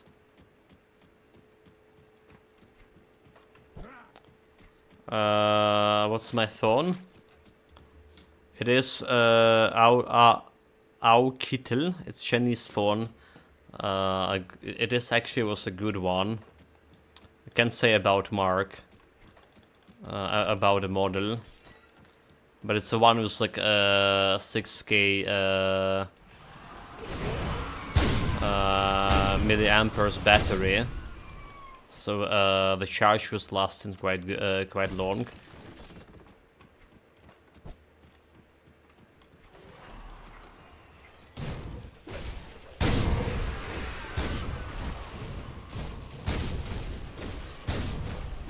Back in the days, this was like actually matter for me.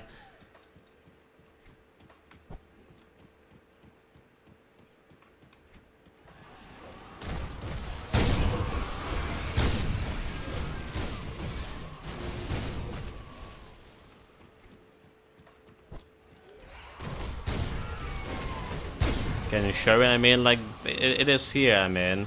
There's, like, nothing much to show. Looking like a normal phone. From all the old model phones, I mean.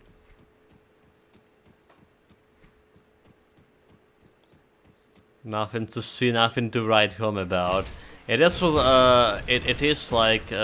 very decent one, but like I'm not gonna be, if I'm gonna buy any phone anywhere soon. I'm not buying any Chinese phone ever. Like fuck that. I know there's a bunch of stuff, like most, like 99% of stuff that coming from China right now. Even if saying it's made in the USA, there's still a Chinese parts. But China proved itself like basically enemy.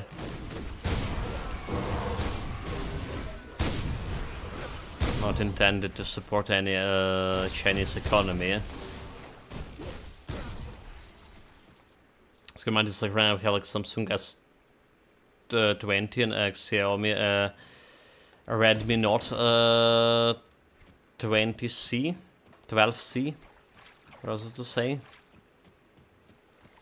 Yeah, the Samsung is Korean phone, and they're still doing getting a bunch of parts from China, nonetheless, for them. I don't know. Do we have like so there's like the Apple phones, right? How they called? Those are still were getting parts from China back in the days. There's some factories in the USA that making the phones right now, but those like very expensive nonetheless.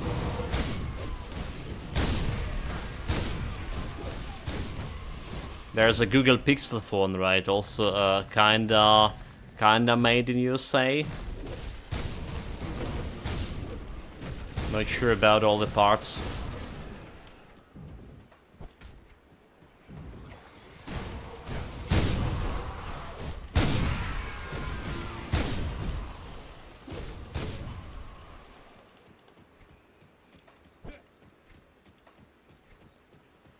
Okay, there's a quest here, a little bit farther away. Or is this like down here? I think it's down here. Okay, yeah, I found this. The phones made by Apple.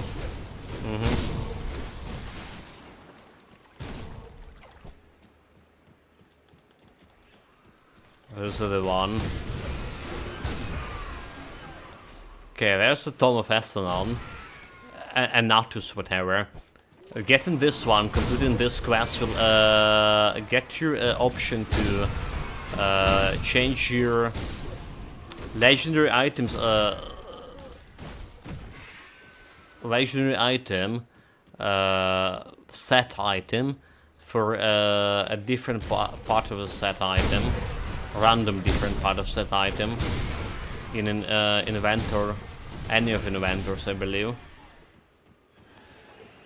It's like if you're struggling to find some set, you can always craft the helmet from the set, and then just exchange them for other parts of the set. And if you're lucky enough, you're not gonna waste much of resources doing so. I actually don't know like what kind of resources you need to change the set for. Is it Celestial Lotus or is it something else? Yeah, we can check it after we deliver the quest. Sure, let's do it. But this is not the way we need. We need to go and jump into the tomb first. That skill's not ready.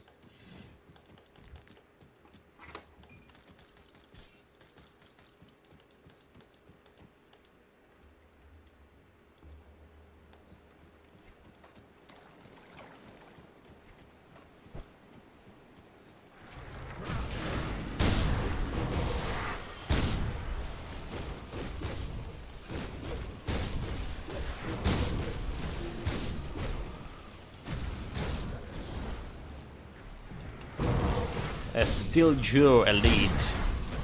Okay. His Steel Jaw was not powerful enough to just get through my armor here. 3k armor. Alright, yeah, almost 3k armor value here. It is 97 armor absorption. That's the thing, we can increase my armor absorption if I craft another living armor something, put it in a helmet for example. I can do that. Get it to 100%. It just doesn't feel like we need it right now for this build. Look at how tanky it is. I can't do that yet.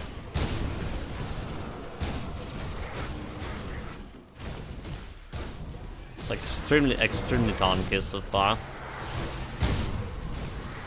Haven't remember like last time I was using a potion on this guy.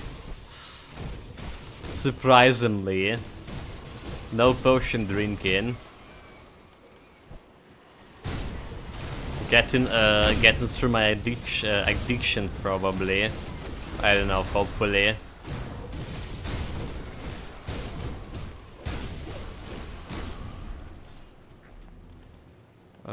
There's a shrine over here.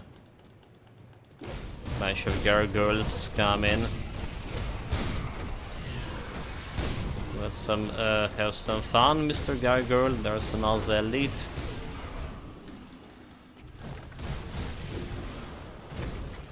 That's also a shrine, and not really, no real loot from it. No real loot.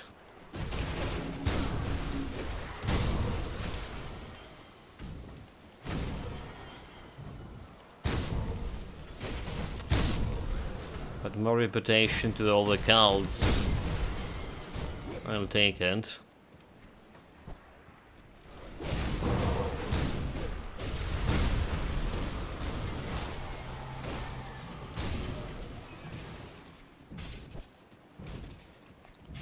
It's a boss fight, it's a boss fight. I'll just drop, let's just drop a personal portal. Honor to Solaris and Cult of Dreek. Yeah, we know we're probably okay against this guy. Just can face stamping bluntly. You see, like, we're not doing like that huge amount of creeds on him. Like 50k and stuff, due to his huge resistances, I guess.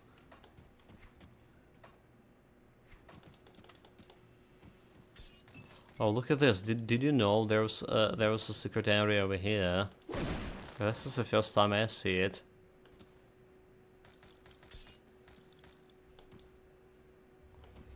Well, it didn't have like any good loot there.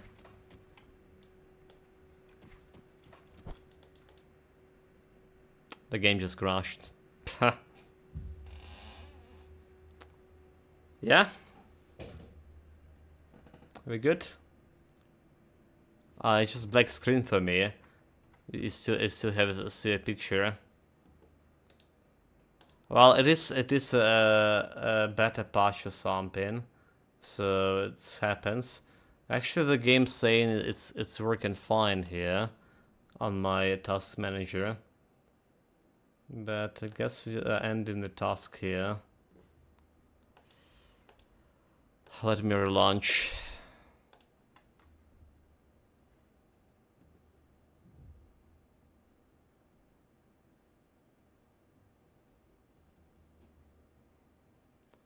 And yeah, we're back again.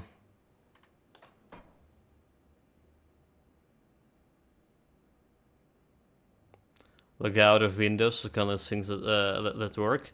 Well, I mean,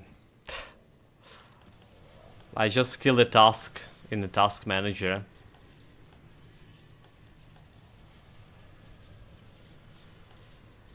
This also did work. Should I deliver the quest, right? And welcome, welcome, Guel. I'm gonna call you Guel. sorry, like you say, I don't have like a German tongue for now, so greetings, mate. Welcome back. Yeah, Gridom crashes so hard on my rig that Taskmaster never works. It was okay for me, like... First of all, I didn't have like much of a crashes to begin with. There was a bunch of crashes with the current patch. Never, don't think I have much of crashes. Maybe like 1 or 2 before the patches. But yeah, like the task manager always works on this.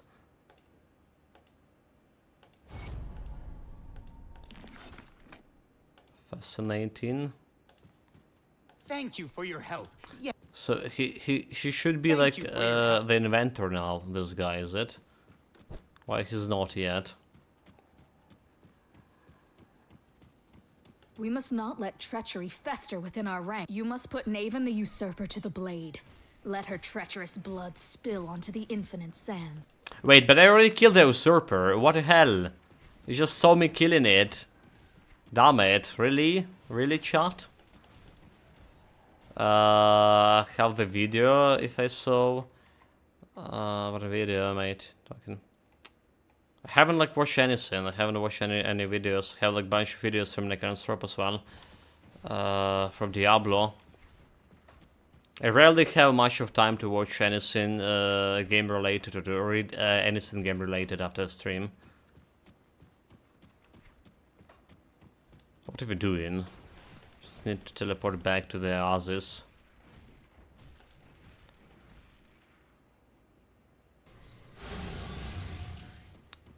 We're gonna go run past this as fast as possible. Not ready. While maybe killing this arcane guy.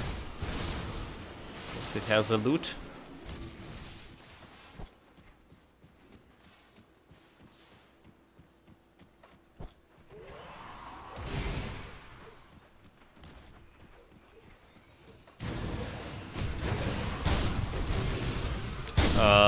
By the way, how is Beyond Simulator for you? Beyond Simulator? What is it? The one you just dropped me in a message?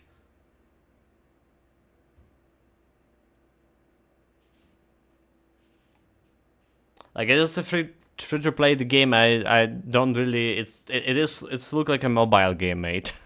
That's how it's looked to me. A mobile game that was ported on PC and have more, you know, more stuff to it. I can't say much about it. That's not kind of stuff like I'm even like checking a plane.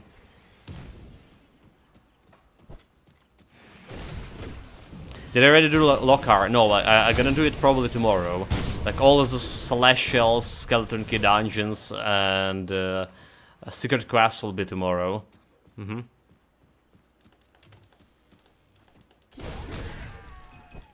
It's just like if you cleaning the Forgotten Gods today, of course. So I usually doing like everything easy one, like DLCs and shit, before going for that. Can't do that.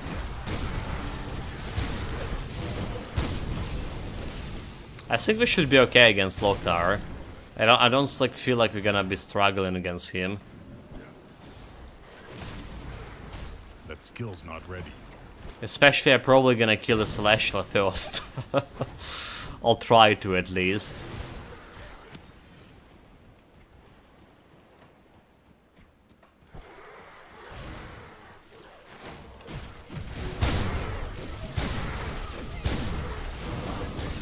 Yeah, I like to have like all my skill points to be for like end game stuff.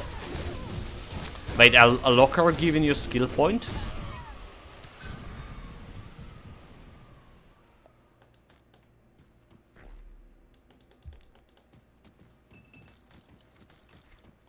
No, okay.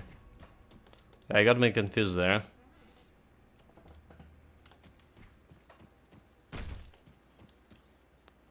But the last skill point from the quest, the Azayu or something like that is Forgotten Gods. Forgotten Gods, or you mean? Oh yeah, okay. Yeah. I see what I mean. For I also use like when you fight in a serial woman, it's in what it's called, Ashes of Malmouth DLC. But we do get in like another skill point here in do we? From like Uruburg quest? I'm confused myself here right now. Can we use Ignifar armor? Armor value lower, a more defensive ability. Alright, physical resistance same, but we get an Ignifar presence. Alright, more like fire and lightning damage, or all around me, reduction targets damage by 12. We should do it more with my Warcry right now. I missed it up, like, by the end of this, I don't need to get a one for sure. Yeah, 6 Uruburu quest, right? Like, before you get inside the Tomb of Korvac, you kill Dravius and Uruburu giving you skill point or something.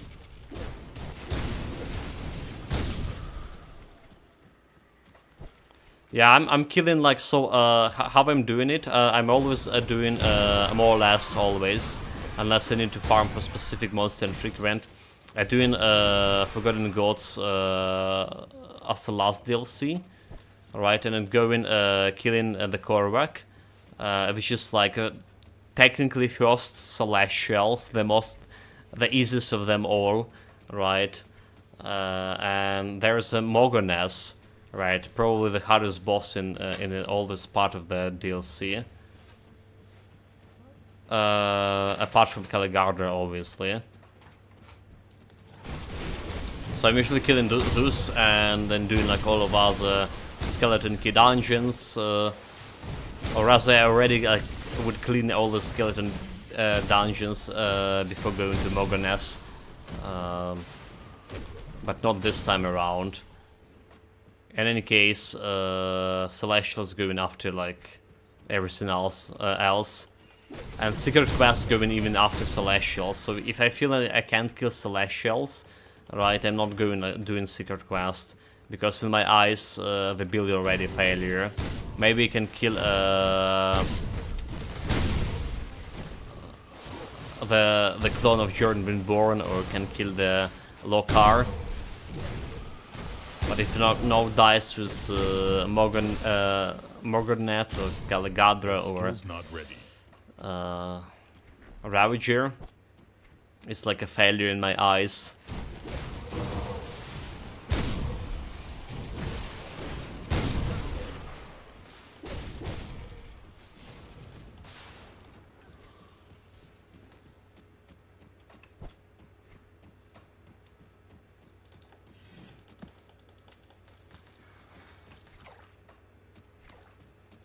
This area almost looked like it has some secret way to get secret passage to get there. Okay, boss, where are you going? Come here. Yeah, this guy. He just thundered me, face tanked into the thunder. No problem at all. Yeah, there's a lot of face tanking. I really like it. I really like it. So, not every build is supposed to try as Celestials, but everyone can kill Lokar. I mean, they can. You're saying it like everyone can kill Lokar. So it's, we were talking about it yesterday. In my opinion, if you can like clear through Celestials, the build is not worthy of like being priced as one of the top tier builds, you know, tier 1 builds, right? And like to grade it like after it is a tier 2 build or tier 3 build, if you can kill Lokar or the John Bourbon. At that time, like, I probably not having, like, mental capacity to do it.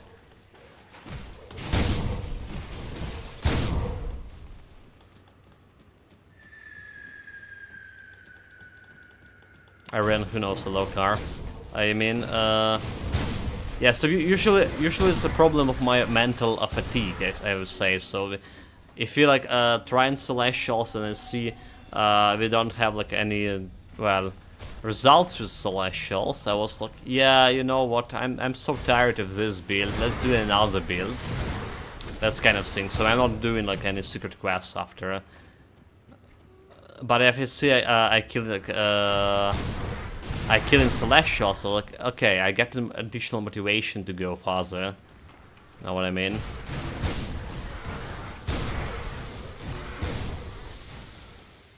It's kind of like a heavy source for me.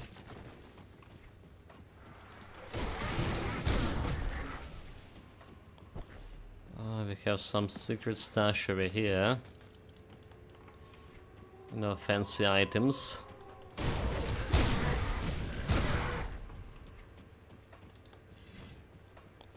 And let's go to get that last seal to the Mogoness tomb. Open up. There should be like guaranteed totem here or something.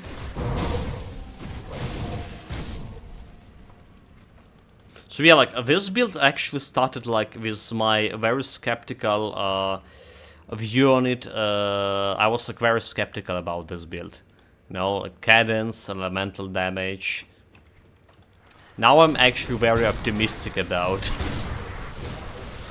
But yeah, tomorrow is the day, guys, like when we're gonna do like all the hard stuff. Alright, like we are very optimistic because we are doing like, well, easy part of the game. Like some elites, some easy bosses.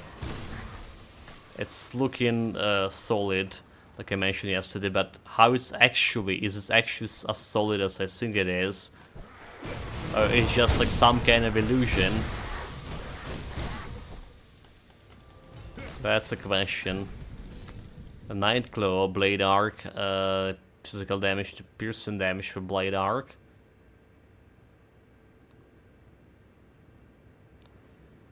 Some degree for cadence, bleeding damage for cadence.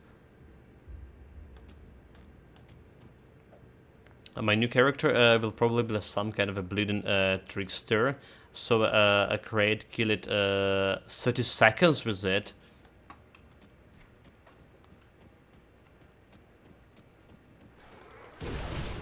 The crate is a boss I haven't killed in any of my builds yet. So I don't know like what's gonna work. I do have a plan for this build. Basically removing as much of AoE targets as possible and going single target. We already have a good defensive ability, more or less 3500 and a half. And there's some additional coming with Arcane Wheel, right, 250. When we drop into 75% of health. So we already have like maybe some defense and some health leech along the way. Will it be enough? Will it be masterful enough to not touch any other crates? Will it be able to get through the maggots to begin with? Right, this is all interesting questions.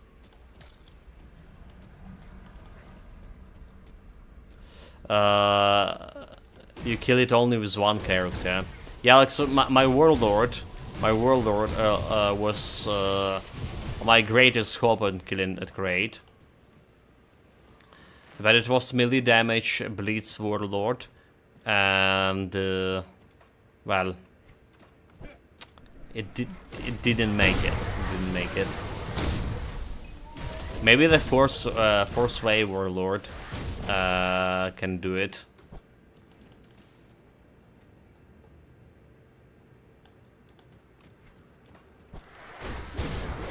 I wonder.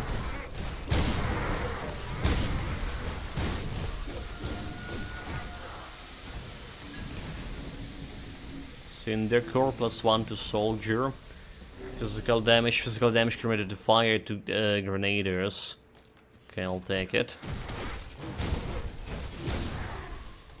The first phase, probably. Yeah, that's I made. I also think it's probably would be able to.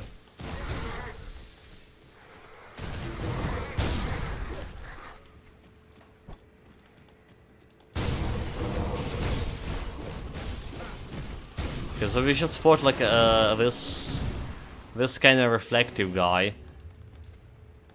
Not even got me past my 16k health.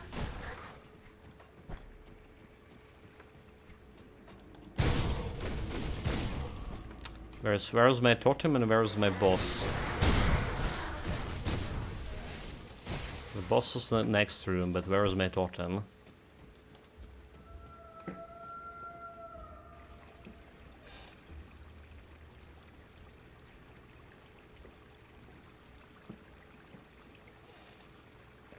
Okay, I'm ready.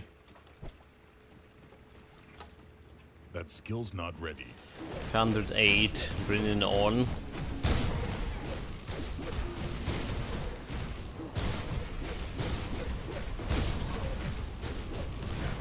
The meteorites.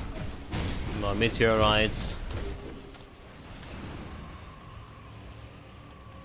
Weren't killing it fast, you know, and not much creeps. So that's like a one thing I mentioned already a couple of times, but was a little bit more confident about my resistance reduction since we get a Viper constellation and okay, there's the totem.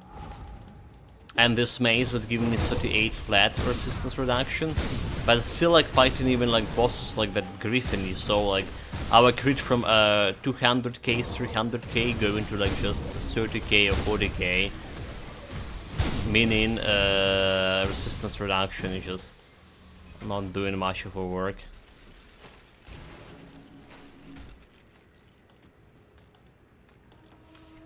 Okay, grabbing all of this. I can't do that. We're yet. done with this area. There's still like another secret chest at top of this. Secret fancy chest, we're gonna grab it right now.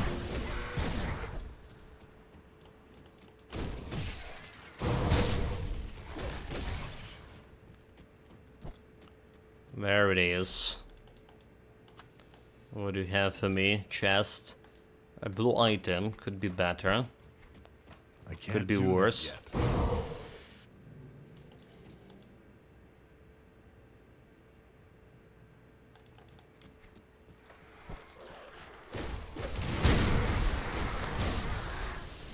Return to Kira and the Conclave of 3. That's what we need to do. There's another totem over here. And potentially one of the boss, right? There's that... a dog boss, a Shadow Claw or a Night Claw or Nightmare, whatever his name is. Could be in this somewhere in this area. There's another reflector. Just say stun him through. You know what I'm interested in for this guy? Like how we fare against celestial totems, With a sign of hunger. We actually haven't been like somehow skipped all the celestial totems. I don't know how this happened. Okay, I'm looking at this boots no elemental damage, right? No elemental damage. So the sticking is my current one.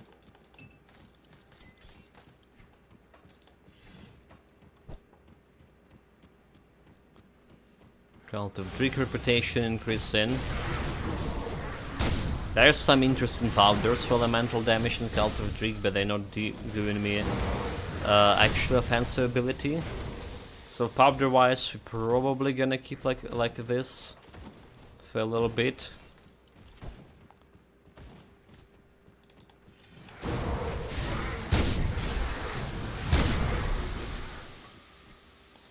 There are some powders that given me defensive ability, like 30 defensive ability. I can put on my breastplate and stuff. Maybe we're gonna be utilizing those as well.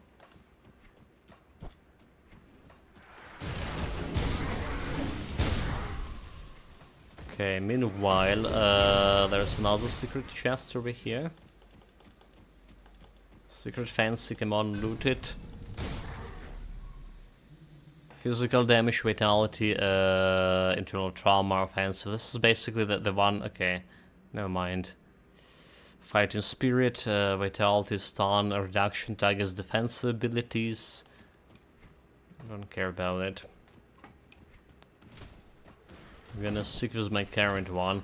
There was no boss here. Alright, there's still a fight in there, but I didn't saw any boss in that place.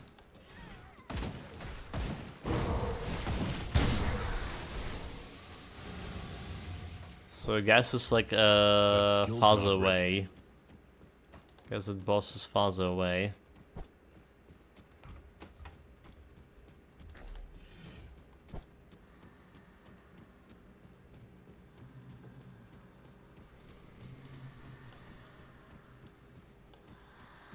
Okay, we need to report about the quest completion first.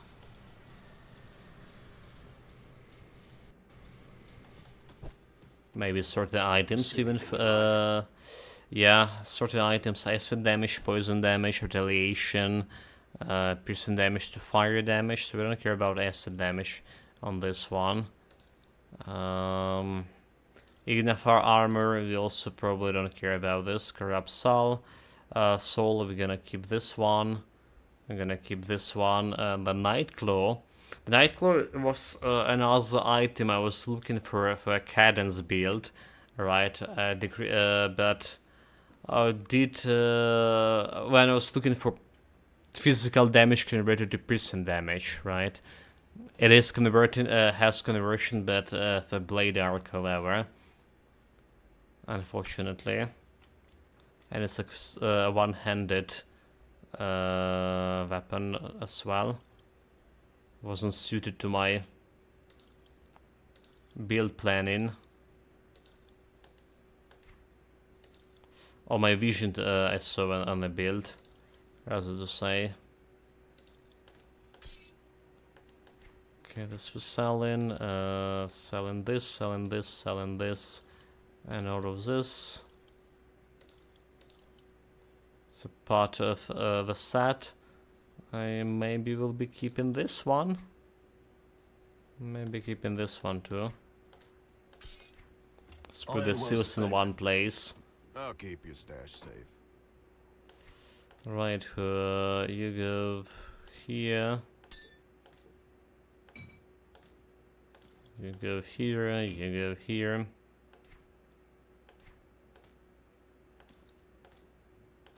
More loot. More loot, okay, that's all about it. So do we have like this guy as an inventor? Finally we do. Let's take a look at those blueprints. So transmute, like, if you want to transmute this, okay, it's not that much of resources apparently. It's require Eldritch Essence 1, so we can play a lot of this transmutation. Bring me back as long as we have some cash and formation resources. It pains me to call. The fool was blind to the true vision. You must hurry. Okay, I must hurry. Don't have anything else here. The Gulim, thinking about the Chaos Blade arc, only like ever played one Chaos character before. So that's like I was talking also yesterday about before we started talking about other builds. The Chaos damage build and Ether damage build never had any of those, and then I'm kind of like interested. Like if you're talking about Ether damage build, I'm interested specifically in Issa Rae here as a channeling skill, but like Chaos damage build, there's a bunch of this. The preparation. A bunch of ideas I have.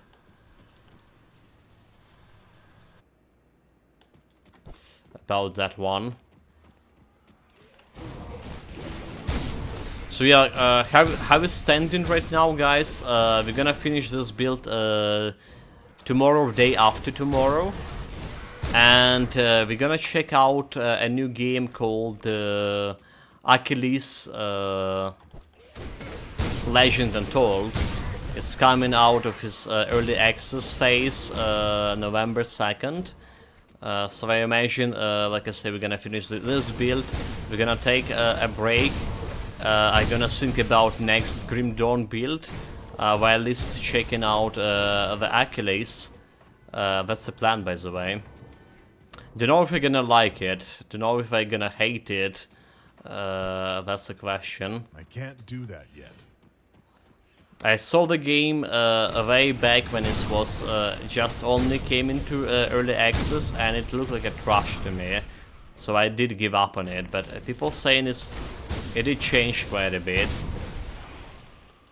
It is also have a Souls-like elements. So it's basically action RPG in Soul Titan Quest plus Dark Souls, more or less. It's just like very interesting combination. So hopefully, however days we're gonna be like shaking Achilles, that's gonna get me like time to think about like what I actually want to do for my next build.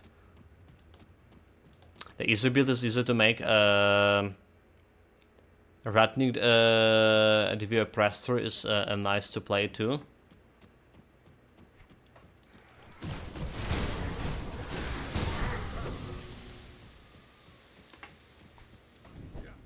Oppressor is something with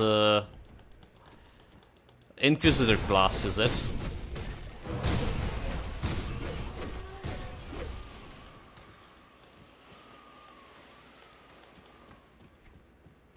Is it the Inquisitor? Oh, Skipper, okay, Necro, never mind. Yeah, like I did realize I haven't played like any Inquisitor builds, like Inquisitor Masteries.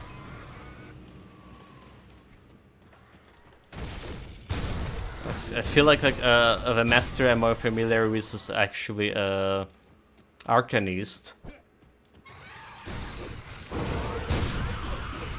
Like more or less.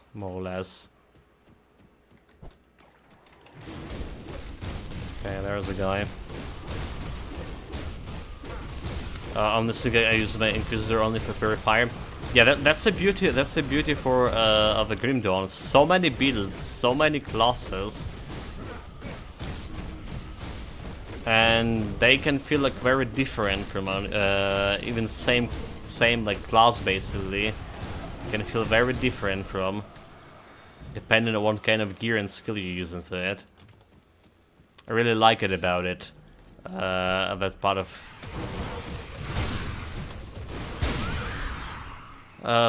the gameplay. The character building.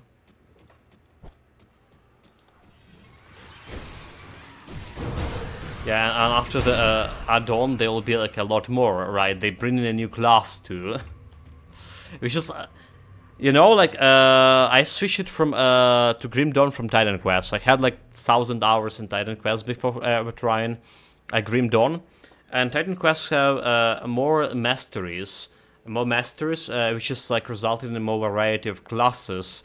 When I saw like first the masteries for Grim Dawn, I was like, well, this is like way less than a Titan Quest, right? I was naive. I was very much naive there. It is actually in complexity and how much of actual builds you can create with one class is way exceeding already what Titan Quest can propose to you. And Titan Quest have shit ton of classes. I had like more than 20 builds on the Titan Quest. They were all on my previous YouTube channel. Unfortunately, that channel is no more. But yeah. Yes, traveler? And we now get a new mastery. Titan Quest also got a new mastery, maiden mastery. The the primordial foe of our collect. Recently, basically. But it's still, like I say, not as much of like builds in Titan Quest you can create compared to Grim Dawn.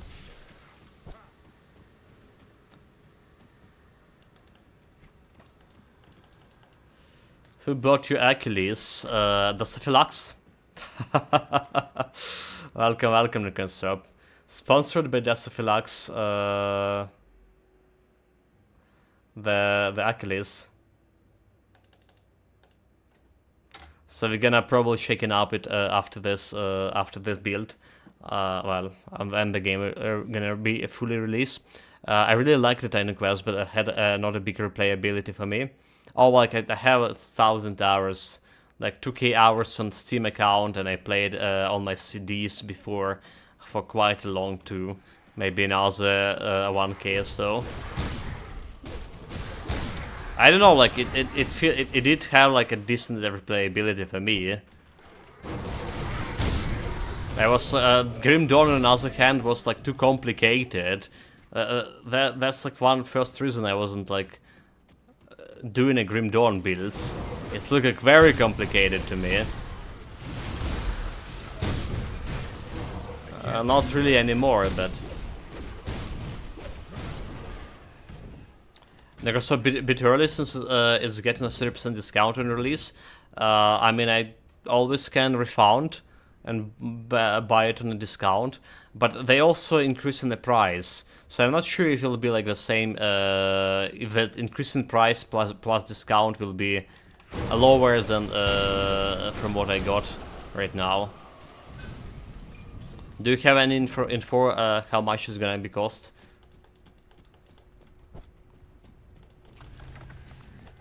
On the release date?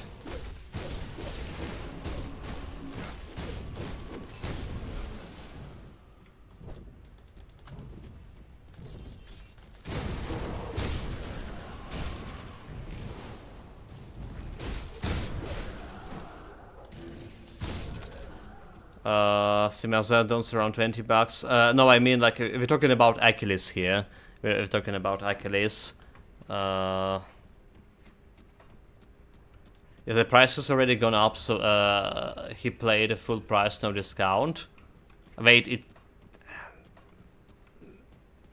What? You're just joking, no, it can't be. It can't be that the case, mate.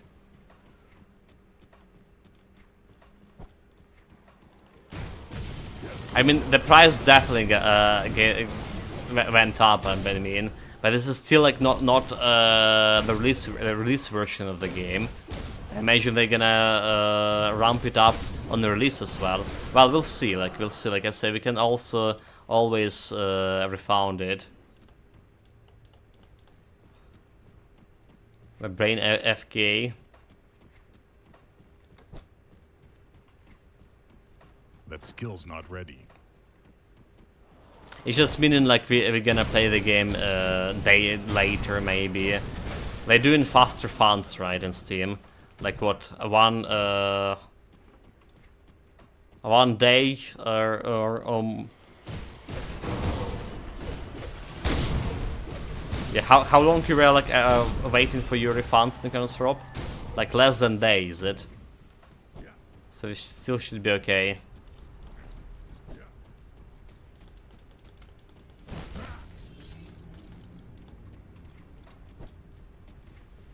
I can't do that yet.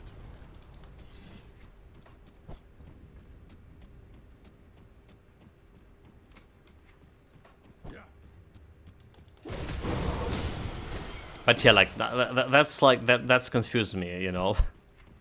That's confused me a little bit. Hopefully it'll be a...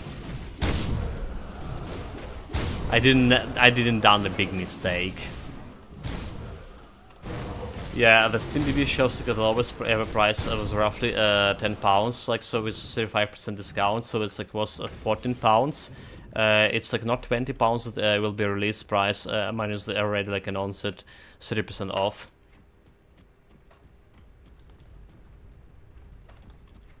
Okay, I don't care about the shrine here.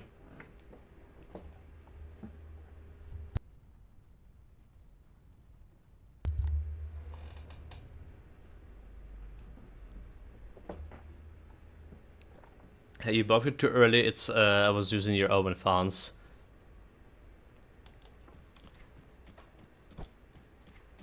That skill's not ready. I guess it's not a problem to refund. If I see the price will be like cheaper than the price I bought it for at. So we just can refund it, can we?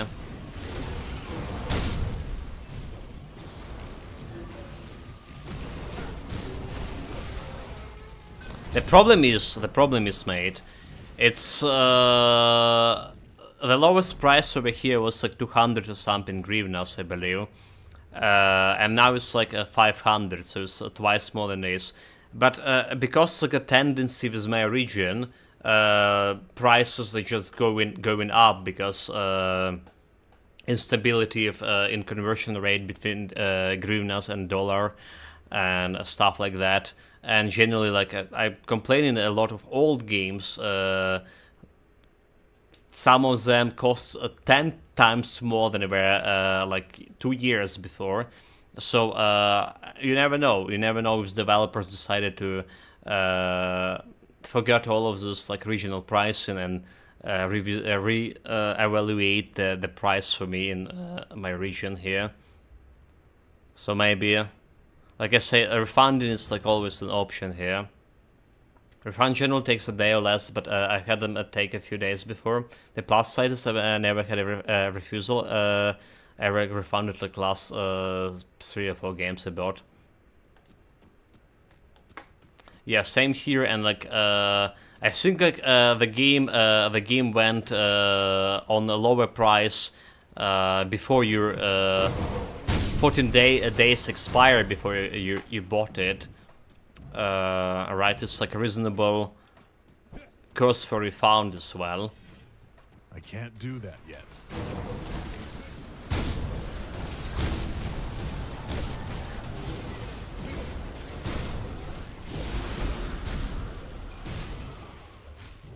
The other thing about refund, if I remember, you can't use the money you refunded for like a couple of days or weeks.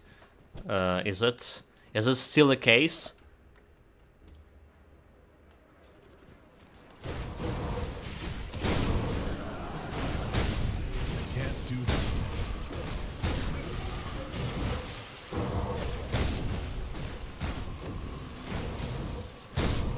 Do they still have that thing about?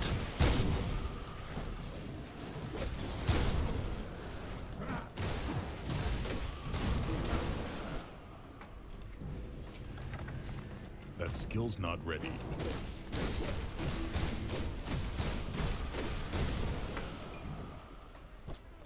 Okay, those guys dead.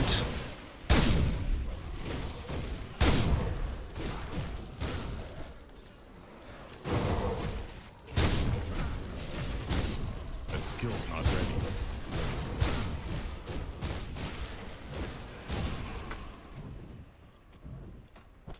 Wait, this is the Sister Crimson area. Or is it? No, it's not. Never mind.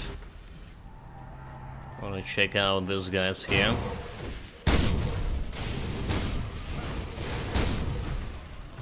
Also, Necrosop, we were talking about actual releases I'm interested in this month.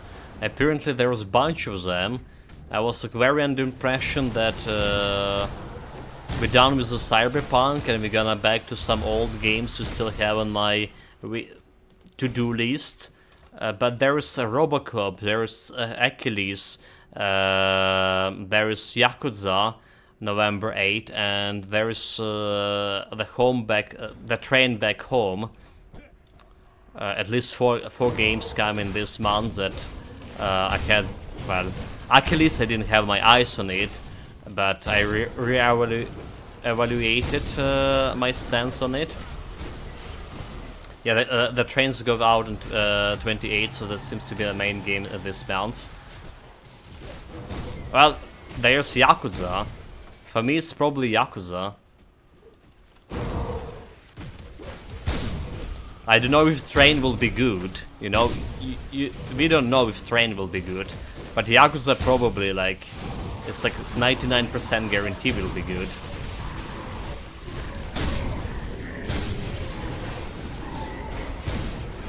Can't do that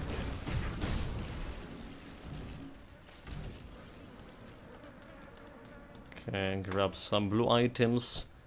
Don't really care much about those.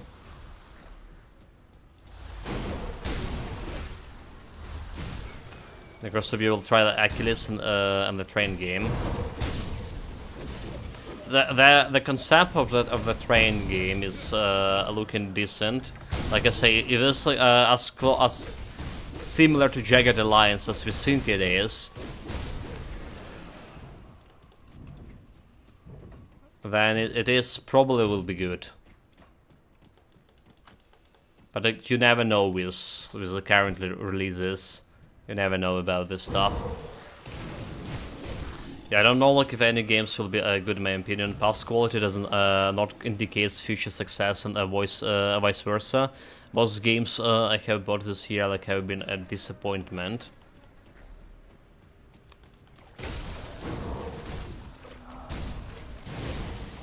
Well, I mean, what about the Alien game we were talking yesterday? It's not exactly disappointment. It did have like its quirks, like some bugs, which already like fixed it, right? So like, it's just it's lost its hype, I guess. Jagged Alliance also, I don't think it was disappointed for you. It's probably the game you played the most this year. Okay, let's put a portal, guys. Does this guy look dangerous?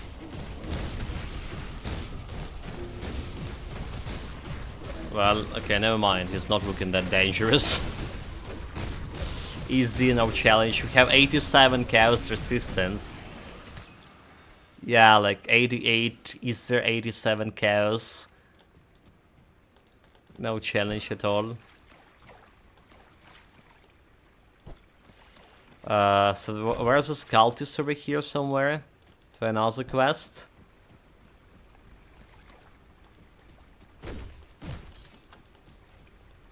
Yeah, haven't played it yet, the Alien game. Have no opinion to be honest. Looked promising. Jagged Alliance was a high point. What the biggest disappointment for you in the last year? For me it was clearly Diablo 4 and even like Diablo Immortal more. Well, I don't know about like in Diablo Immortal 4. The chat bought me Diablo 4 was sponsored by the chat. Zemo and Arcadius. The story was good, but like yeah, it was probably the biggest disappointment for me as well. I still like to like it, the game. I still like to try it more, like, but my hopes in the game is just dropping down more and more. Like we played 3 days of this new season. We played 3 days of new season, and it didn't feel any different from my previous season. Yeah, the quality of life didn't improve and stuff. They even brought the resistances, actually working resistances to the game, but it's just fighting the same metaphorical goblin over and over again. We're still like leveling up is still not as fast for solo players as is like for a Grim Dawn game or something. So I don't have like ability to check different builds. Just spend like 10 days on one build in Diablo, playing like 4 hours per day, and then switch into another build. I don't have that ability yet. So that's killing a most motivation for me. So I didn't even like get past the 3 weekends on Diablo 4. Couldn't have seen it wasn't like all the just in 1 week. So never bought it. Me too. Better weekends and I was done with the game. I actually like the better weekends, guys. I actually like it. Ha. That's the funny part of it. Because I was still thinking it's still in beta, so they're gonna improve a bunch of stuff, right? I mean, obviously, that's why we release in beta, to improve on stuff. And I did enjoy the story, because I'm very much a story... liking story-driven games. So main story was the one redeeming feature that Diablo 4 had.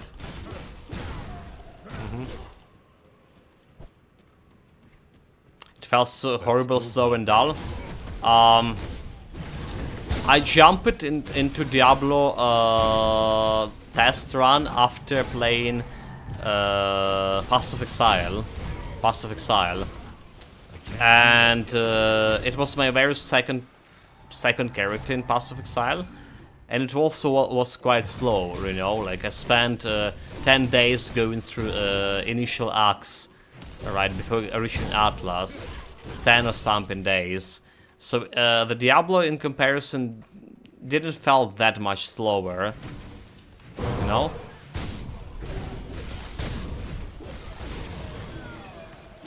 Obviously, if I went like it still felt slow. It still felt slow, like, but not to the point that I can complain much. It's just like Vulsin. Yeah, the Vulsin feel like as slow as Diablo for me back in the days, and I was like, yeah, sure, it's maybe the trend for those games right now to feel so much slow.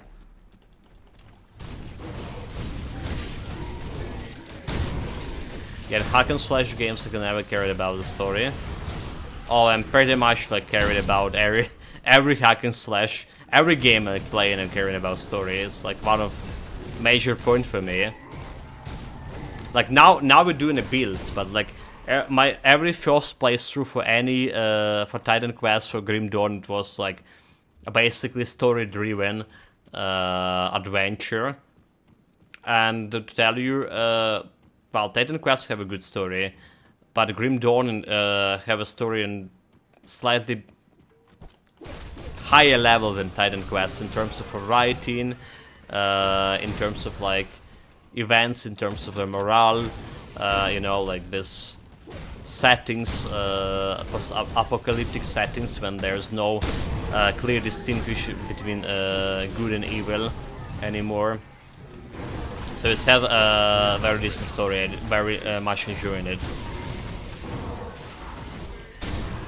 And when the new DLC will come, I'm gonna grab some old character and I'm gonna do like all the story run first.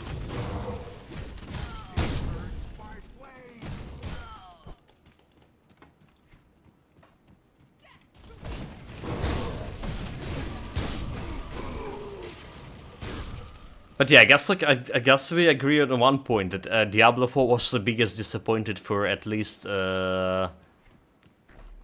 of us here, is it?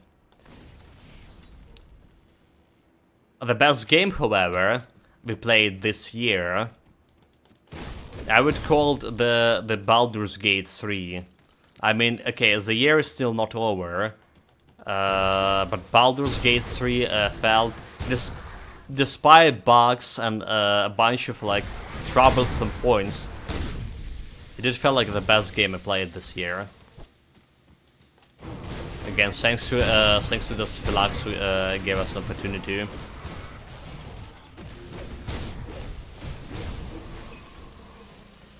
What to expect from Diablo when the souls of a game are left in Diablo 2?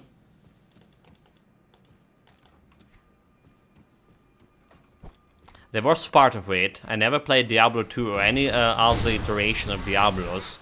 So Diablo 4 was my it was my entry point into Diablo series, right? I was excited about that. And now, like, I'm not interested to check in, like, any Diablos, any other Diablos because of that, too.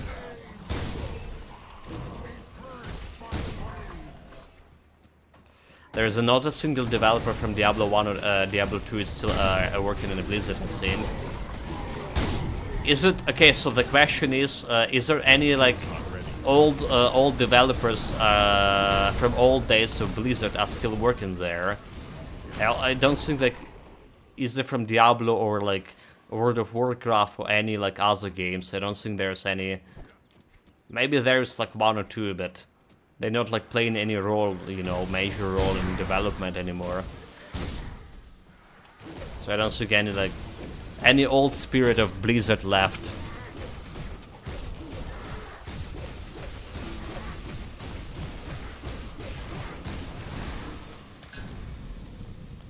Okay, 2 legendaries here.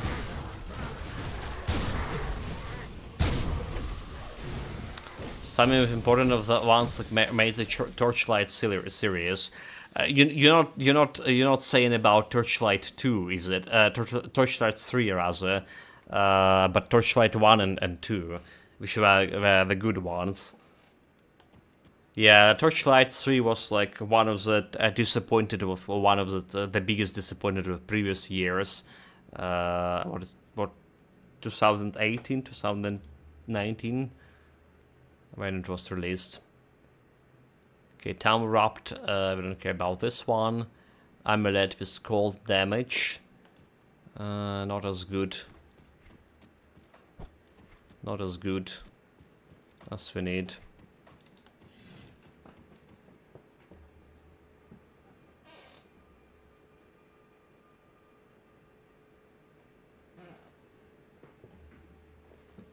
Yeah, don't talk about Torchlight 3, it doesn't exist in my universe. Yeah.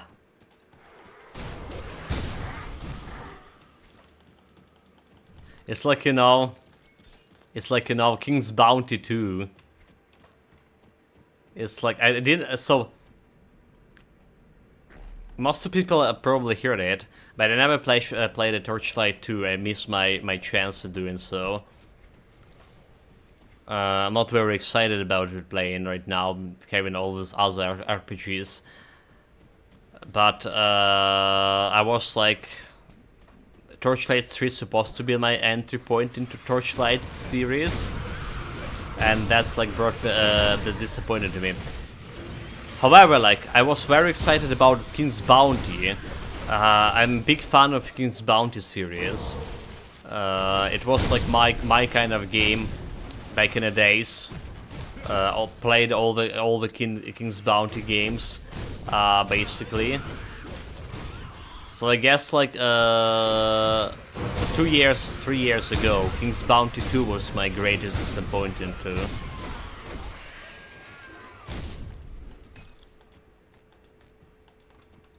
It's like it would be like on par with fans of. Torchlight to see the Torchlight 3 release. Never heard of King's Bounty? It is a game akin to the Heroes of Might and Magic. It at least have a lot of elements from Heroes of Might and Magic, but it has its own unique campaign, question, basically RPG system. It was very popular, I don't know, like, you're a German, right, if I understand correctly. It was like popular in Germany as well.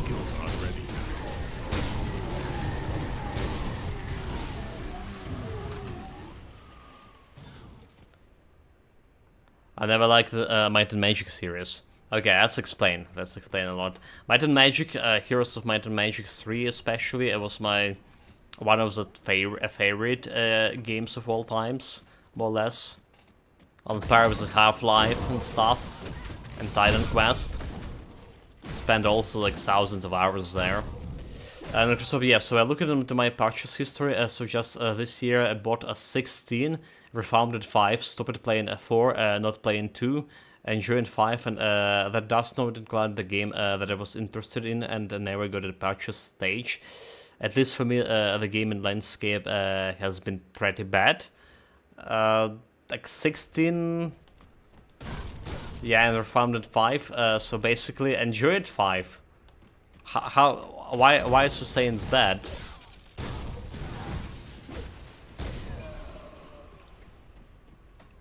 If you enjoy 5, is it more? Is this like less than the last year? Okay, we faced Tankenkur on the Volcano shit. It was my. With the thunder damage and my health not even moving. Lol. Easy. Oh my god, this is the easiest Crimson Sister I ever had. I don't know, mate, like, it feels like 5 games for a year for you to enjoy. From my perspective, it does look like a lot. I can't do that yet. Most of my purchases I didn't like even untouched. I just like bought them for next COVID outbreak.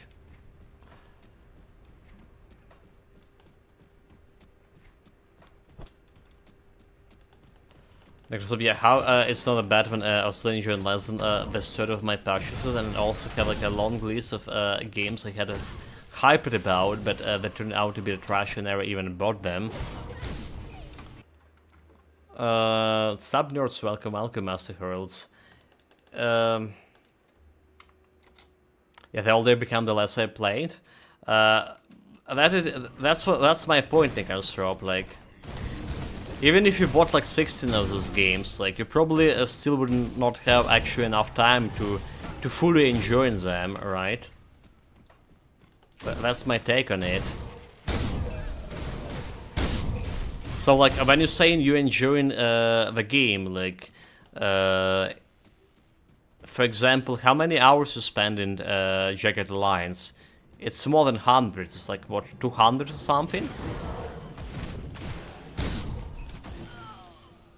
So five games like that, it's a lot per year.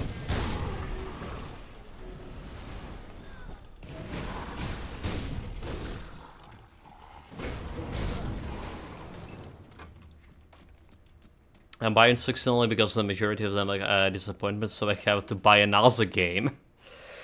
How about, yeah, so because you usually can play most hack and slash stuff with your brain turn it off, that's like, I'm interested in any of other than hack and slash games. I have like, I'm technically and practically a variety game streamer, so I'm enjoying a bunch of like games, variety of them. And if that game have a good story, right, with the gameplay to the boot, this is, I'm very much a story, the guy who like to hear good stories or take part in them as well. So if they were good, I only brought like 5 too. Yes, speaking of like the game we bought, I heard there was like some kinda major patch or rebalancing or something. Correct me if I'm wrong. For Remnant 2.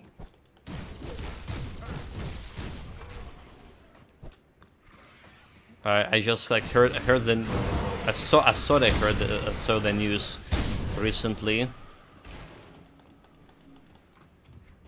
So maybe worth like checking it out again. Hopefully it worth checking it out again. Yeah, I've always been like a kind of like a RPG dude, and never like the other general like RTS shooters and stuff. Enjoyed all of them. Kinda can't play RTS right now with my oldest self version. No, well, I'm enjoying watching some RTS here and there. I was enjoying watching that what is it called? Oh my god. Well, M for memory. But yeah, like never, I don't think I will be good playing it, any RTS, right now.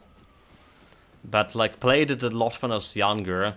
Command and Conquer series, like Generals series.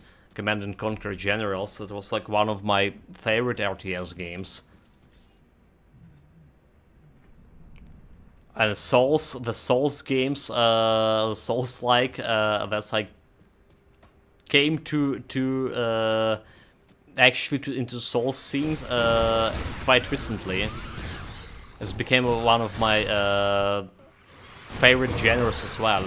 Thanks to Necrostrop, so here.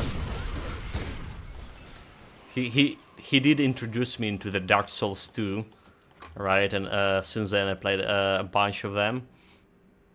Yeah, so you're saying, Necrostrop, I like a hack and slash, but I prefer slightly more like skillful type, like Souls general, giving me like a game with a gear and builds, with a solid gameplay, and generally happy. Play almost anything through apart from sports themes, and I have like a limited tolerance for racing games, FPS, TPS, RTS, Souls, RPG, etc. Yeah, I'm afraid I also happy playing strategy games. Griel saying I was afraid they wanted to make some kind of Grim Souls after I heard about Thunder in 1.2. Well, I mean, they did add it kind of a dodge mechanic, right? Which is require a little bit more like skillful play sometimes. For different build, like I was playing my previous build with during Mogod Ren fight, and I was like utilizing dodging to dodge the thunder, you know, figure out this the timing of attack. So basically, he wasn't able to hit me with the thunder anymore. What about battle royales, Necrostrop? This is one genre, chat. Like, I'm probably don't see me playing it at all. The battle royales, like PUBG or more popular game, what is called, all the cool kids into. Jeez, I don't even like remember what they called the names of those battle royales.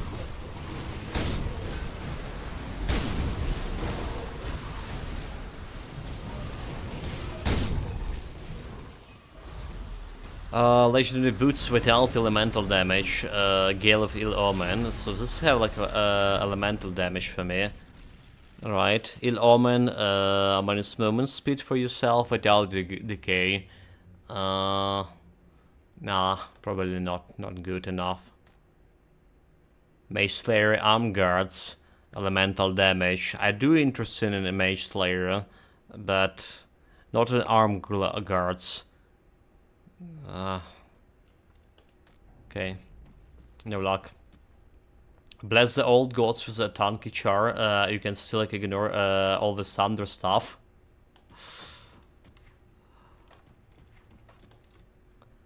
You know, you saw me ignoring thunder stuff on this character. No question, no problem. But like previous characters, so they were mages, Calendar Tempest, Mage, and Drake Evil Eye, Mage. I just couldn't ignore Thunder. Thunder is like guaranteed death for me.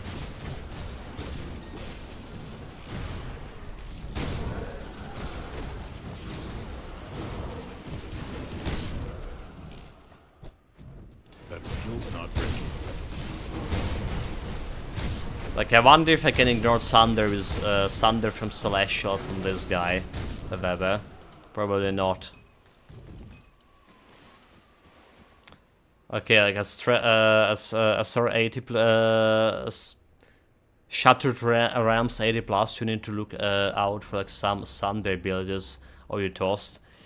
You know, like maybe I'm gonna check actually Shattered Lamps on this character. We talked about it yesterday that I'm never like went beyond level 5 for my shrine there.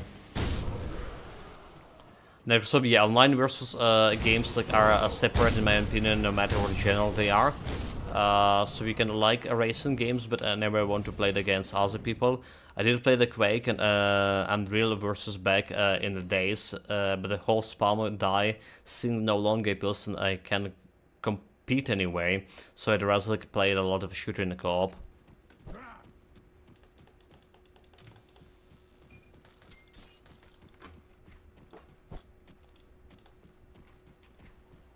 Uh-huh. You have a point, you have a good point here, mate. You have a very good point, yeah. It's like different. The online gaming and different whatever, like, so we're not doing much of online gaming here, like player versus players gaming. That kind of stuff.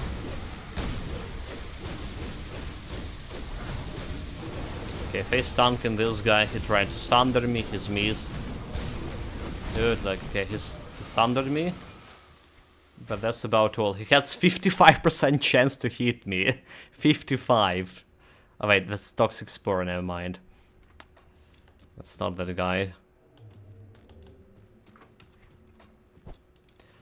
Shadow Realm 75 has played with all my characters after 1.2 and some of them are kind of squishy there. Yeah, no idea how Shadow Realms I feel are, especially on hardest, highest difficulties.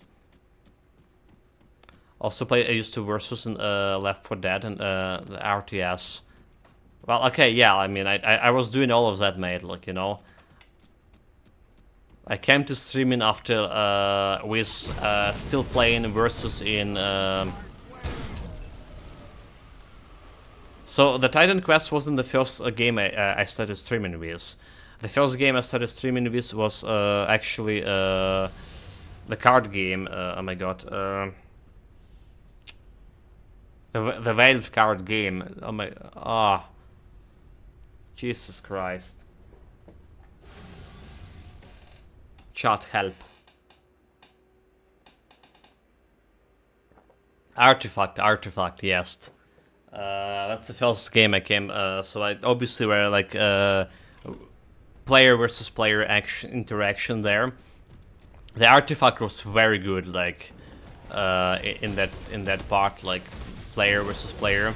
I was very enjoying. I was playing in tournaments as well, online, offline. I mean, on stream and off stream.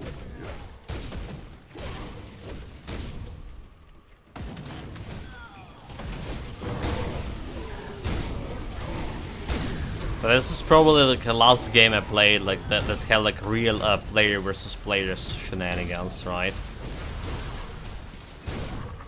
We did try this for one day.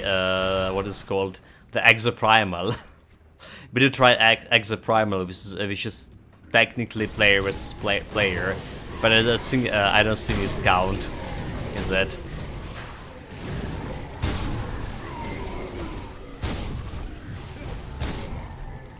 So this was back in the days when I had a hair and tension in memory.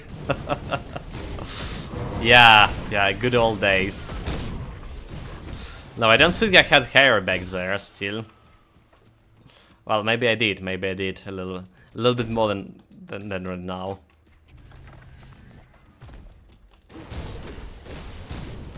I think my only like PvP games were WoW, World of Warcraft, Hearthstone, and Elder Scrolls Legend, the card game. Yeah, never check the Elder Scrolls Legend game. It was getting like bad reviews already. So it came after the Artifact, right? I was kind of done with card games at that point. I played a lot of Hearthstone. Played on some tournaments as well, like ESL tournament and shit. But yeah, the Hearthstone was like, it was a big stopping point for me. Oh God! Oh Jesus Christ! God of Jesus Christ, Skermantis is back. Welcome, welcome, mate. Welcome back.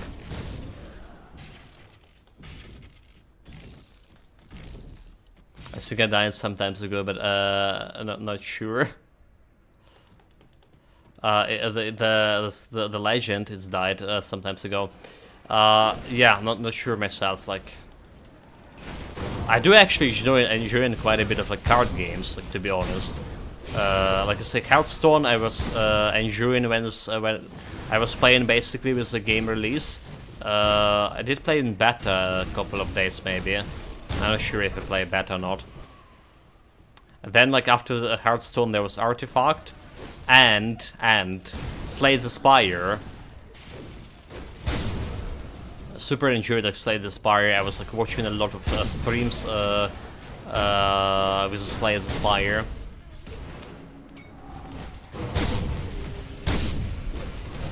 Beat the heart on Ascension level 20 on all the 3 classes. I know that Slay the Spire have the 4 classes now. Haven't played much of the 5th class, the 4th class I mean. Okay, the Counter Strike, we already saw this belt today. Don't really care about it.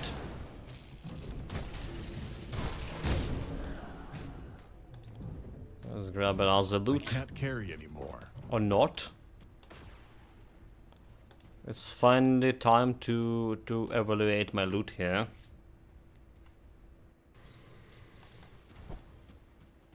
I even streamed Slay the Spire quite a bit. Uh-huh.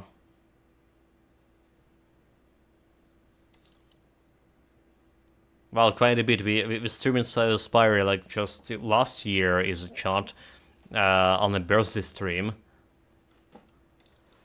Don't know if I'm gonna do like any special like the birthday stream this year. I'm not sure at all.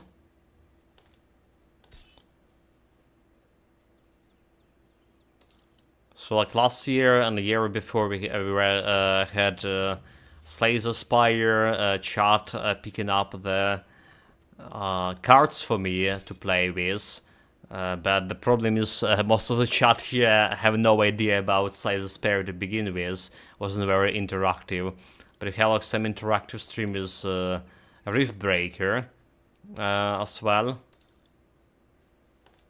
Speaking of which, they planning a next world expansion for Riftbreaker some months soon, right? This year basically. With the next year, I mean this next month or this month.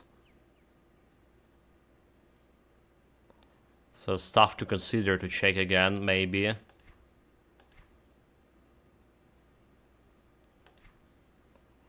Okay, there's a helmet, the Flesh Wrapper cask. Never mind, this one I already had for a while. Hold it. Had this for a while. Why let's keeping this? This one giving me not much of shit, right? Should I sell it like a long time ago?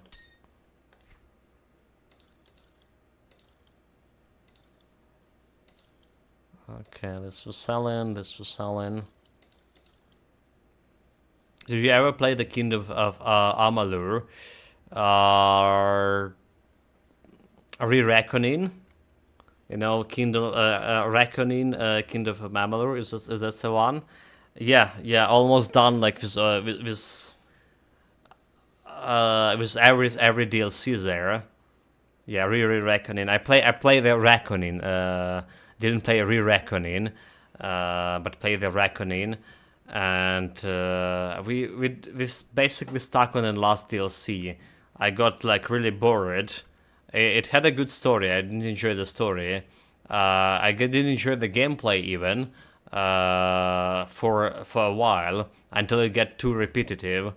You know, like I had like 120 hours or something with the first playthrough, and the gameplay just get too much repetitive.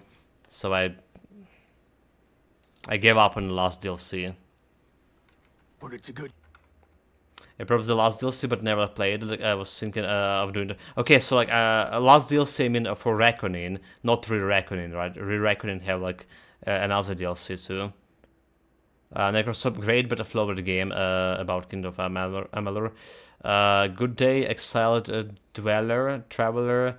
Emergency question. I do the first playthrough on the hardcore. I have level 58 character. Just completed main story and doing side quest. I rebuilt the shrine of Beast God and boss spawned, but he's like level 80 plus. And I did like 3% of his hit point in a few minutes, but he chunked me about like 60% per hit. Do I miss something to kill it, or I just abandoned this quest for later? T. You done the quest the moment you rebuild the shrine. Fighting the Mogodran, the guy, it's an optional thing. It's very optional thing, and I'm amazed you can do it on level 50 right 8 character. This is you just skip the guy. He's basically end game boss. Yeah, super endgame boss. Don't even think about beating him before you know about his mechanics, and you got better gear. Yeah, especially on a hardcore, mate. Just skip him. Yes. I'll give you a good price on what I've got left. That's the stuff you're doing like at the very end, at the pinnacle of your build. If the build is good, that is.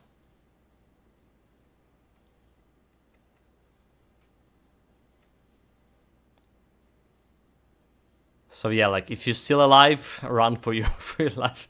Yeah, and it spawns like normal difficulty. Yeah, all of those celestial bosses, like they can spawn in normal difficulty, but usually people like playing it, fighting them on ultimate difficulty, right? They get in better loot. So there's one of those end game bosses you can get an item from, the Ravager. It's optional also boss. This is the helmet from a Ravager you can get. It's giving you +1 to all skills, 56% to all damage, and have some -8 resistances to everything, basically, a skill. So unless I'm aiming for this specific item, so you want to test your build, you think your build is good, you're not fighting the Celestials, especially on normal. I'll keep an eye on this. Yeah, take care, mate. And pause. Anything you like. Yeah, he's lowering lightning resistance by a huge amount, and that will hurt you because of his damage is lightning. Ravage is even worse for beginners. Was it Mogodran the easiest of them three? Back before this 1.2 patch. I felt like the Mogodran was the easiest one.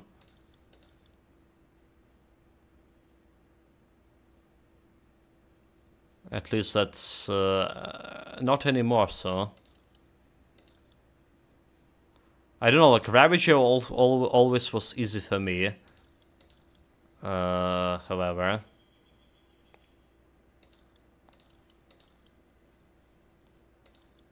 Yeah, Ravager's, yeah, before like 1.2, yes, like, no, okay, Lokar is easiest, but Lokar is like technically a secret quest, right? He does belong to Celestials, by his definition. Poisoned of Celerity. I don't care about poison damage over here. Or do we? It's acid damage conversion. Oh, maybe we do care. Let's put that in storage. Fire damage to elemental exchange. Glacial. It's a frostbite. We don't care about that one. Okay, this we gonna keep. I have the call phone. Hold it, guys.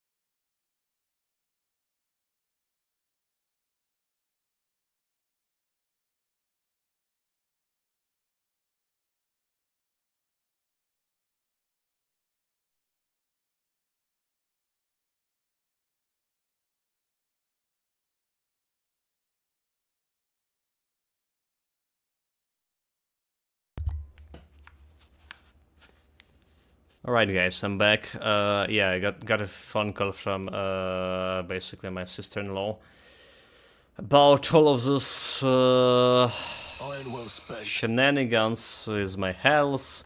Alright, she working in one of the best clinic in the country. So they had like some consultation, have some analysis she checked, and some her colleagues checked as well. Right, like the good news, everything okay with my ball gounder and my basically bile ducts. So there is nothing like wrong with that. Could be some kind of nerve wars, you know, like on psychological ground, right? Could be something happening on psychological ground, because they didn't found anything in my blood, they didn't found anything in my bile, and if there's like from a doctor's side, if there's a specialist, if there's nothing in the bile, you probably don't have like anything to worry about checking, you know, like your stomach for ulcer or something, because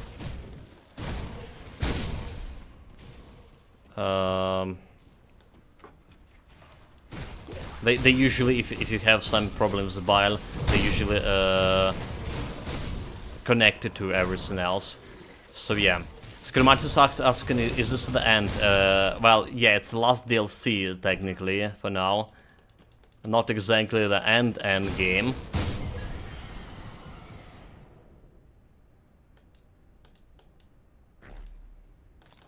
Not exactly end game yet.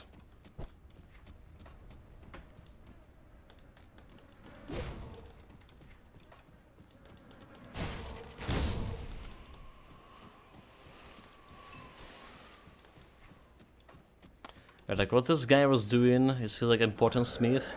He was crafting your like random legendary item, right?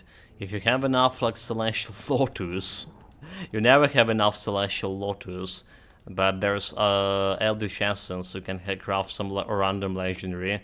Yeah, depending on your level, up to like level 95. And there's like tonics of devotion, clarity, and reshaping, so you can reset your devotion, all those them reset your attribute points. You get a bunch of these tonics from a side quest. Yeah, so it doesn't really matter about crafting this.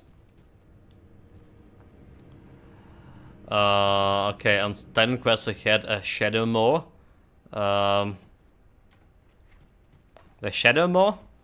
Yeah, it used to be even a bit tougher, and of course I'm saying, yeah, I mean, they did nerf it. They did nerf the Shadow Maw in a current, well, in a previous patch or whatever, long time ago. So it's not really that tough. At least if you go in there with some gear, you can do it easily on before level 20. We're usually doing like Shadow Maw level 14. Never use him because my luck is non-existent. What about luck? Scrimantius, Grimdawn looks kinda better than Titan Quest. Well, I mean, functionally wise and system wise, Grimdawn better than Titan Quest. It's like a next tier of a Titan Quest.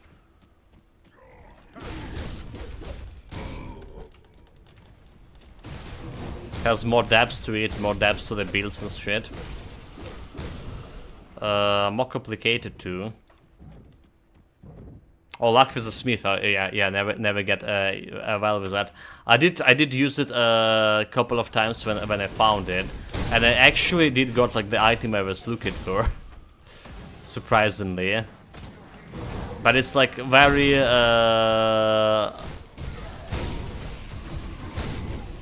unwise use of your resources, let's say, right?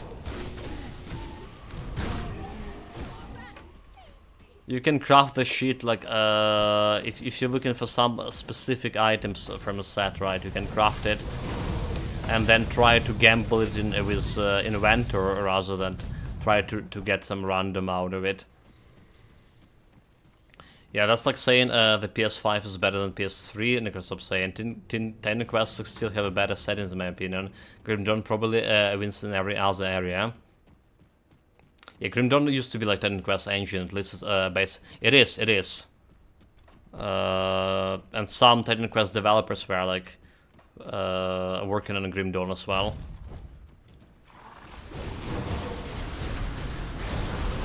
That skill's not ready.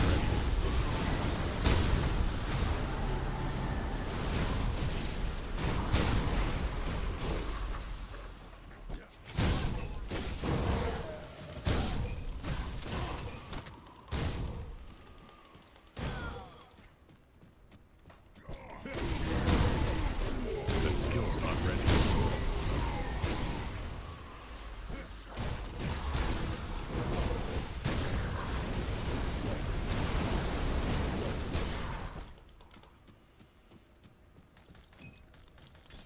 Okay, this I'll take.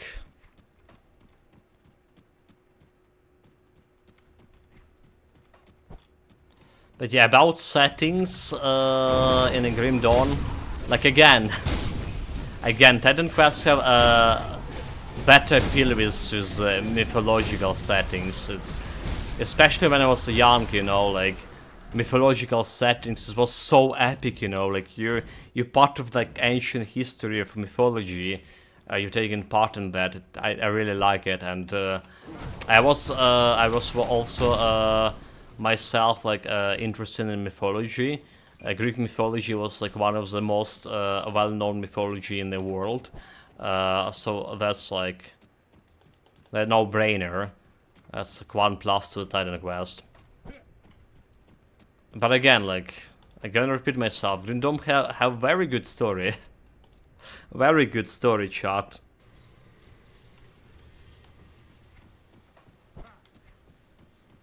No kidding.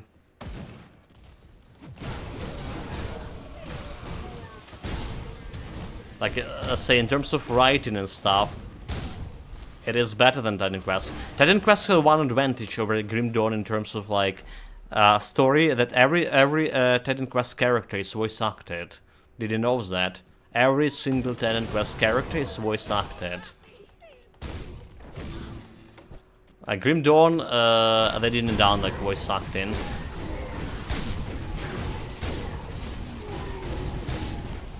Like I say, most of people playing RPG same as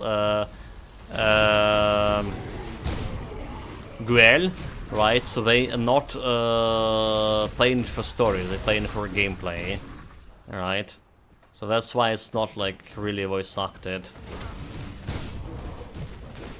So that's true, but you also like wouldn't expect Unreal Engine 3 compete with Unreal Engine 5, right? Grim Dawn wasn't the better game. You have to ask questions of the developers.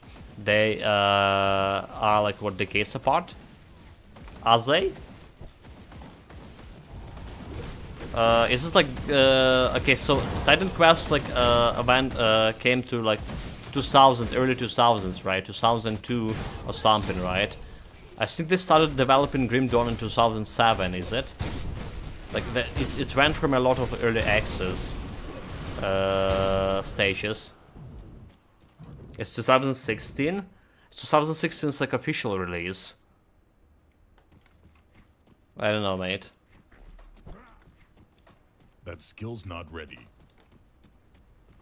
Or is this like a early access 2016?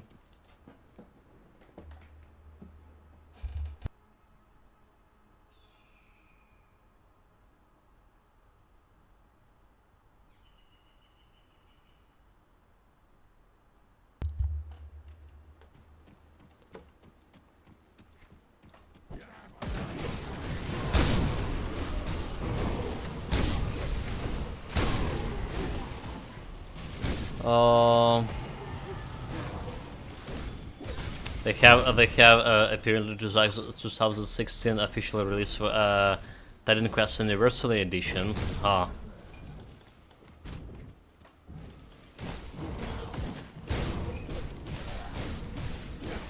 Also, chat, like we're talking a lot of like good points about Titan Quest, but you know what I remember the most about Titan Quest when it got released? It was extremely buggy game, like saving on the fountain, or talking with a vendor could result as like your game crashing and using like a bunch of map information and quest information and stuff like that. It's happened so often, right?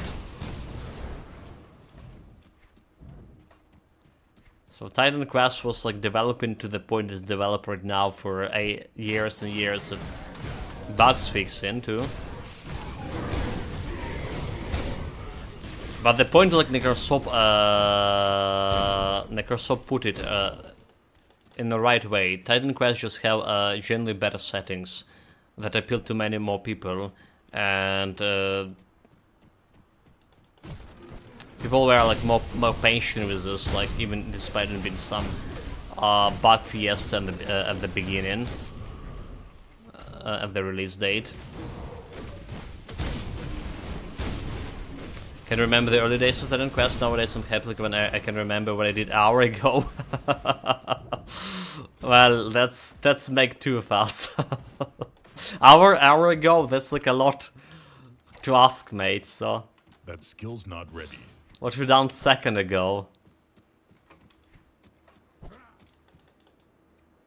Lol. We have maximum 8 easy resistance. I an 86 easy resistance. Well, easy resistance doesn't really matter for this Can't do that yet. boss fight over here. The Messenger, but we could probably get face tanking, no problem.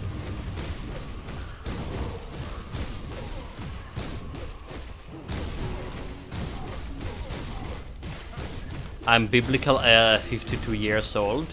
Also, like you're younger than me apparently.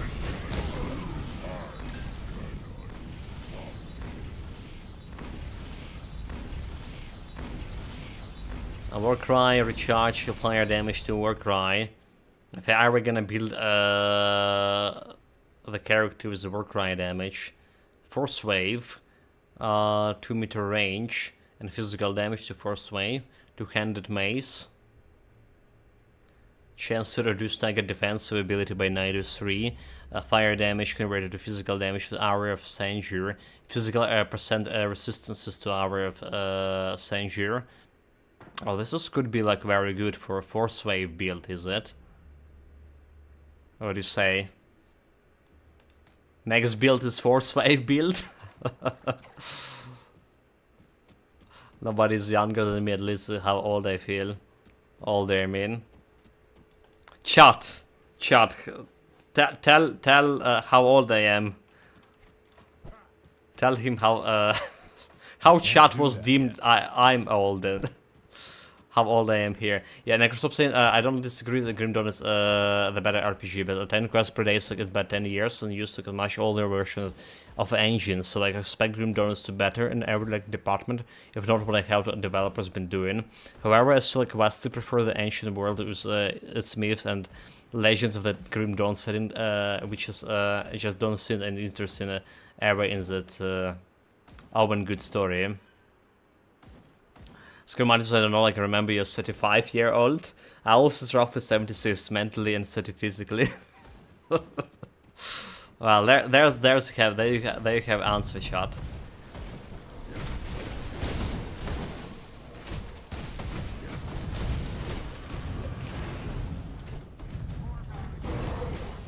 And you know, like to get to add the salt to my injury here, like the chat joking here maybe about me being mentally 76, but like, you know, in real life, my folks, my parents, like often like especially like we for past like 2 years and stuff, we're living together, and they, you know, like, dude, you're looking like you sounds like very often like 70 years old, like old granddad. They often like telling me that, like my parents who like 20 something years older than me, Always complaining that I sound like the grandpa.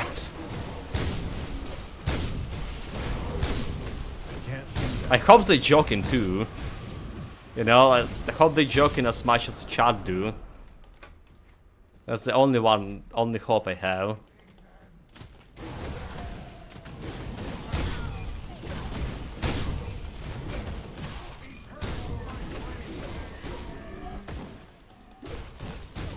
Can't do that.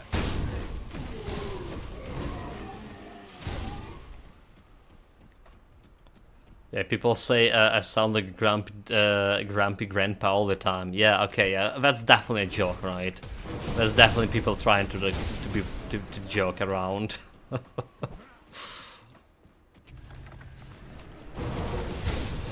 Yeah, I don't know. Let's do the joke because yeah, well, I'm in the same ballpark, like concerning ages as the angle too. But I'm like absolutely more curious, more open to new ideas, and just like more mentally agile than Austerius. Lies, is it? I mean, it's not the lies, but I mean, it just like sounds like you're trying to sounds like it's, I'm a bad guy here. Now, the jokes aside, I'm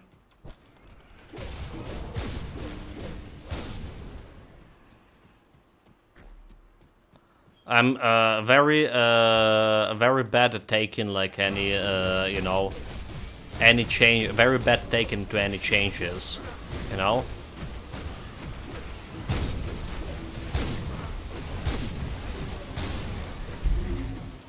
I generally dislike any changes whatsoever.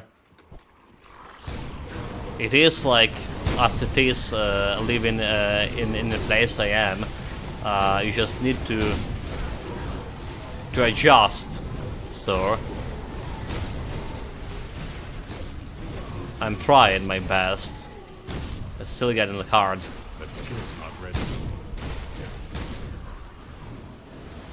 Reminds me like I'm like 35 years old.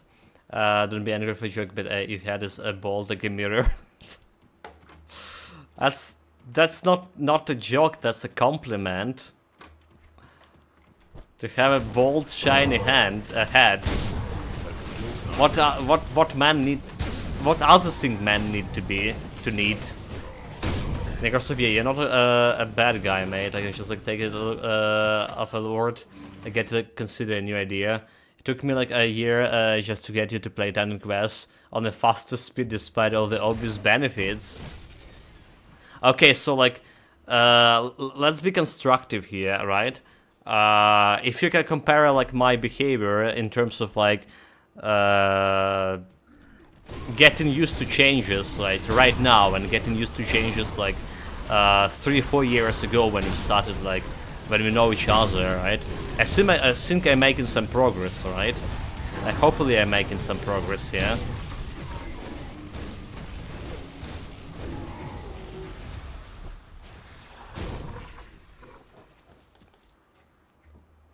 My hero went on a vacation after I got 18 on sync. Like same here. Same here.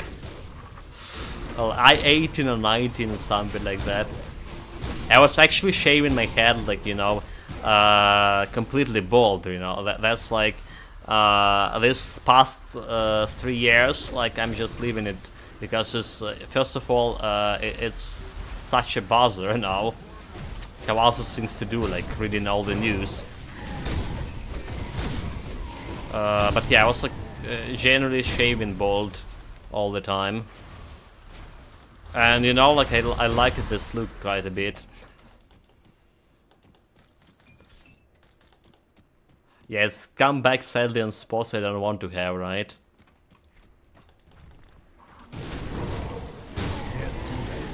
Skermantius, I'm like 22 and I'm losing my hair slowly, but not so fast.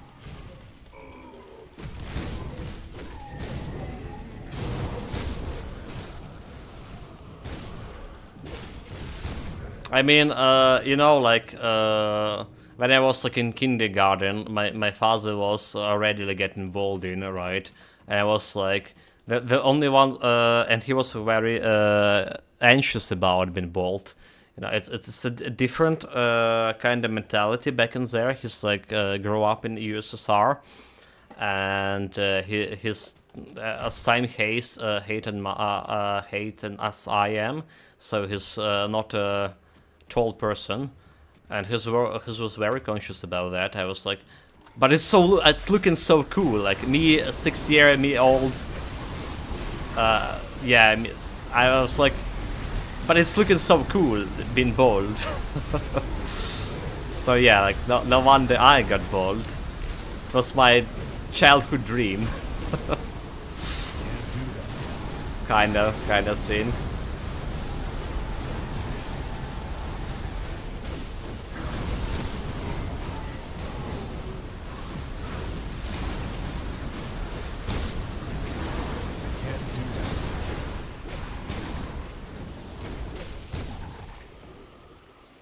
And so yeah, you're absolutely more open-minded now. I don't like actually know when you started streaming, but perhaps been like exposed like to other people's ideas, opinions, or things like Titan Quest you played for a long time had an effect to. It is like it is done, and I'm generally feeling like more, you know, in a better place mentally than I was like back before I started streaming.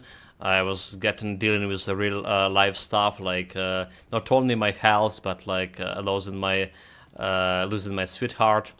So I was dealing with it was very hard for me emotionally. Doing the psychologist stuff like never helped it at all to me. Yeah, like, and now the war started. It's also I also have the problem with family, you know, like remember. So basically we weren't on any good terms, but now like first of all I started to talk with not only people on stream, right? There's also a lot of live communication with the family members and stuff, like feeling like getting better in terms of like, well, everything. Also the mental age, like since you just meme at this part when whereas back when I first met you, like, it was very much true. Okay, so chat is actually joking about me being 70 years old. Good thing we put it in. We figured that out. Gulesin in my my family is strange. Neither my dad nor my grandparents were bald. That's definitely strange, right? Yeah, my grandparents weren't bald. Like my father actually been bald. That's only bald guy in the family, and he has like 2 other brothers. However, so maybe he's actually strange in that regard. It's less stranger for me because he was bald too. It's remind to say on that game unlocked formulas arena time to check on what it is. Nice. Yeah. On. By the way, I never asked where are you from. I'm Ukrainian. I live born and still living in Ukraine.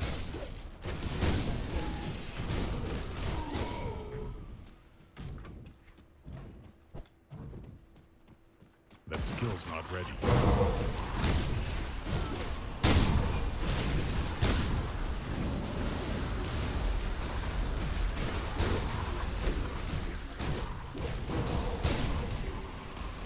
That stuff, it is, mate. It is stuff. Indeed. It was especially tough, like, when the war started. You know.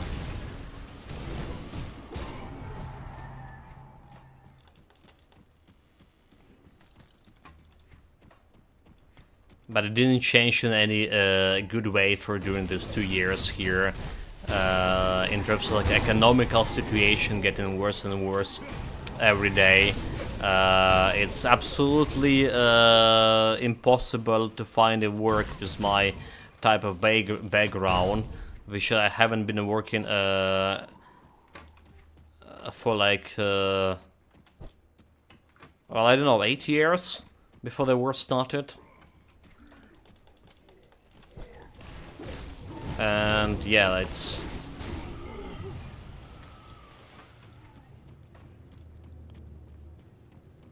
what we have here, but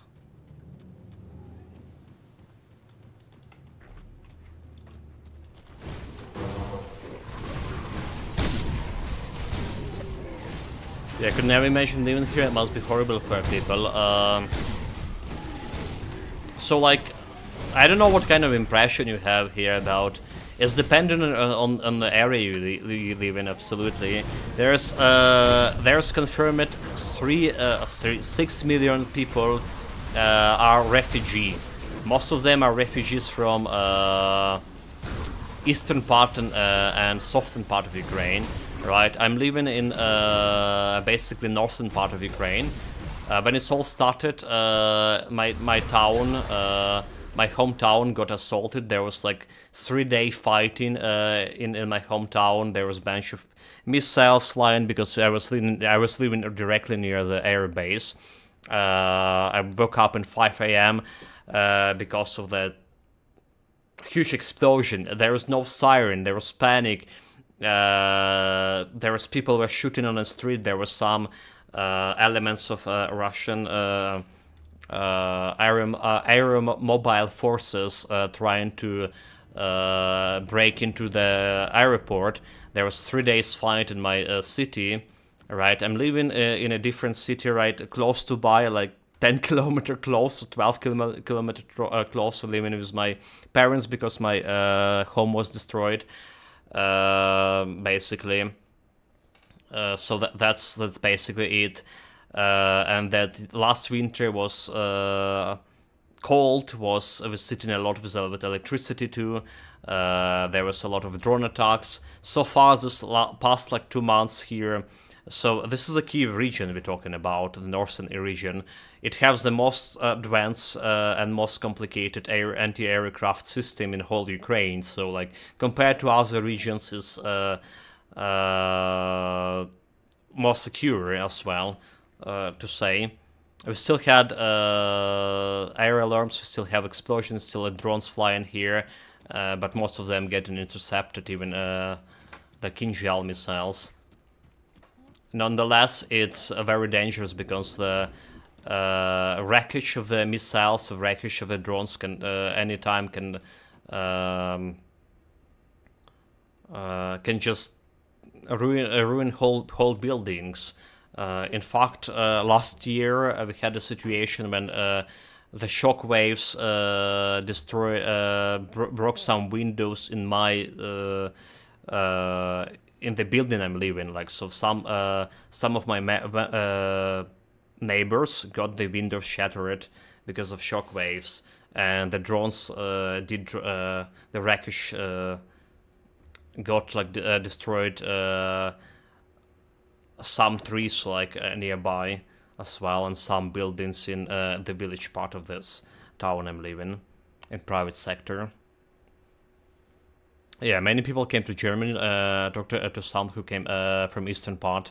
Yeah, intercepted. Yeah, I saw the damage from the tank mine.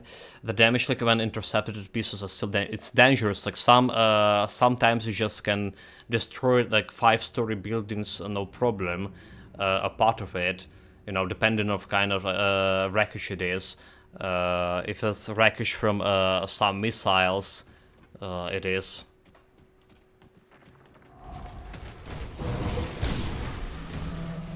That skill's not ready. Well, don't have a better life here, so. Also, chat. Look at this. We just face tanking this Science of 100, despite staying in the black sheet tentacles.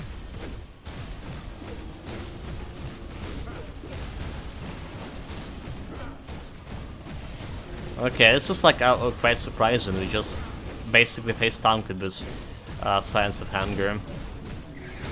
So I was talking a lot about like the situation in Ukraine during the streams.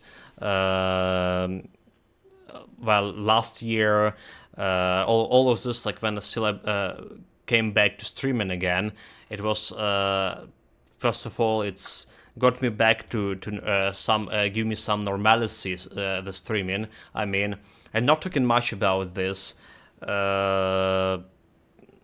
anymore, and much about the situation.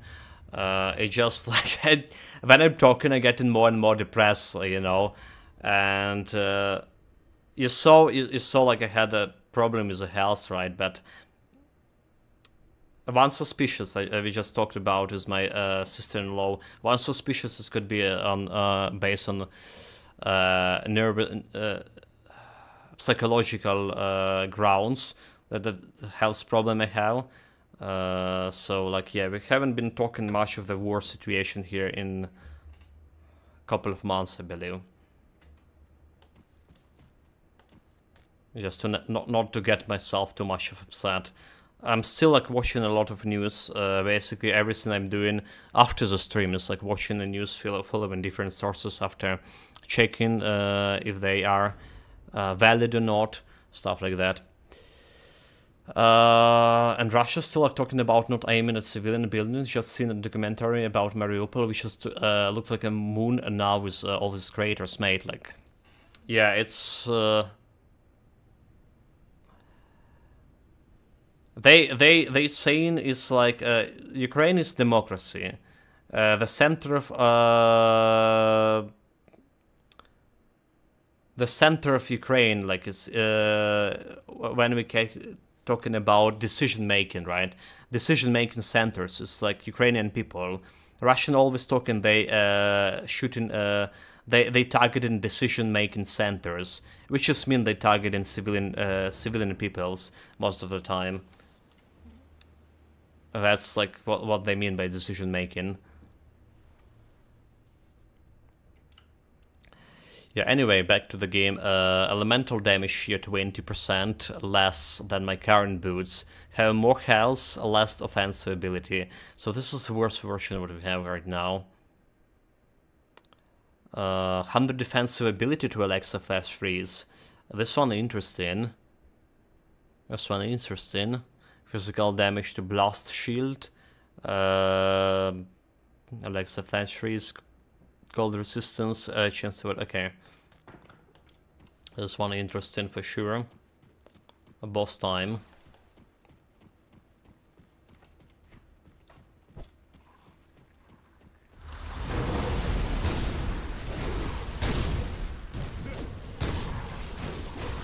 But yeah, in general,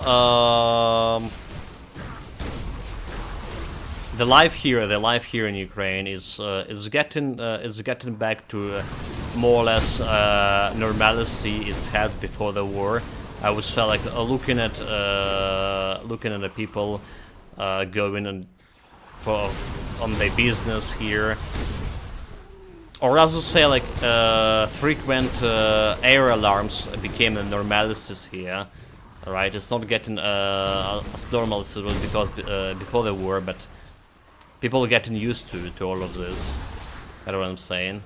It's kind of could be sounds very awful from perspective of the foreigner, right? But it's also dependent on the region, where you live in as well. The south region and the eastern regions having the worst of it.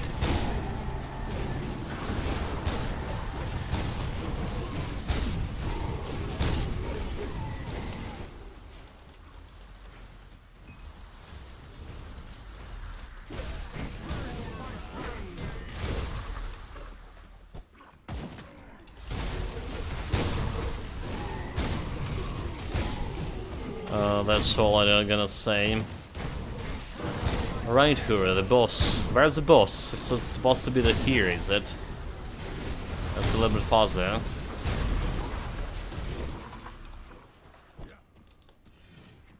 It's a little bit farther. There is Artros, the Sun Barrel. He just thundered me with a stunk in it. Not doing much of damage. Look at this, 33, 32k crits.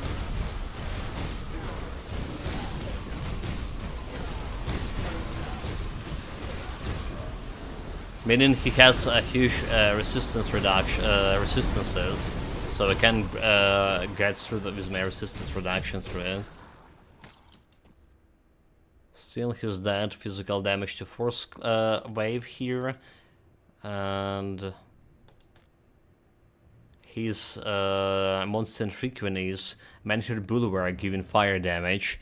Person damage converted to fire damage, and physical damage converted to fire damage to Menhir Bulwark.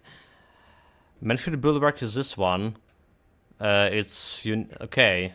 So basically, what this doing? If you have Menhir Bulwark, you can convert your. Wait, okay, no mind. Menhir Bulwark also doing physical damage and shit.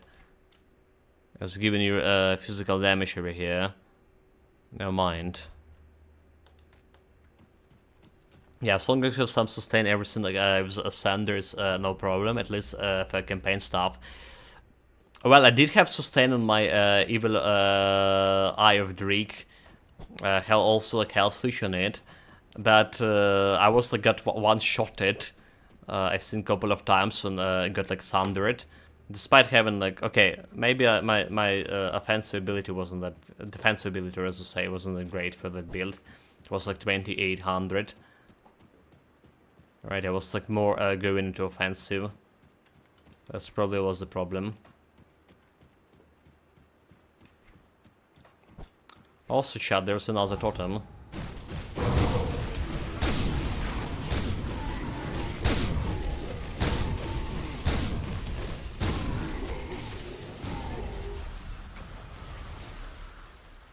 Now the totem, did we use the recipe? We didn't. Mystical Mark of the Dreams.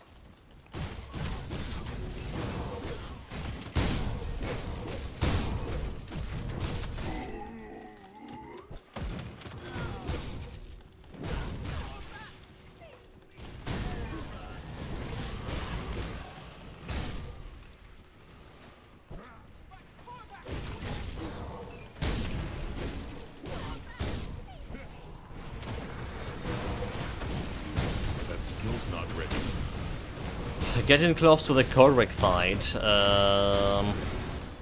You know, this is taking a little bit longer than I was expecting to. This is taking a little bit longer, for sure. That skill's not ready.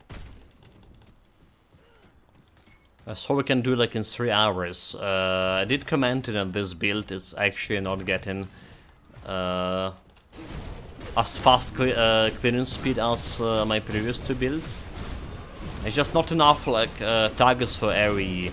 We're hitting 8 or 9 targets with the cadence when it's happening. You never really played casters. Almost my builds tend to be like auto attack replacement builds, so I don't know like about the sustainer caster builds. Well, a lot of those caster builds has weapon damage in their skills, right? Like Dreek Evil Eye do have a little bit of weapon damage, like 40% on AoE when AoE happen, or something, or 45% from weapon damage, but it's not enough to sustain, obviously.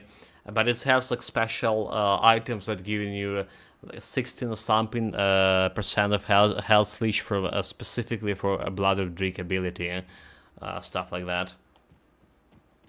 You have now is not the time. Okay, we're gonna face down the Dravis. The problems there, if this have like 40% AD is only like getting 40% of a life leash. Yeah. You have to stop. Oh my god, like I'm fighting the guy and accidentally talking to the other guy. And so He was consumed. Okay, by here his goes my hatred skill for me. point. In Right, the another last skill Andrade point. is confronted. We can put that right in my stats. So more defensive for me, more offensive. 30-55 offensive ability. Yeah?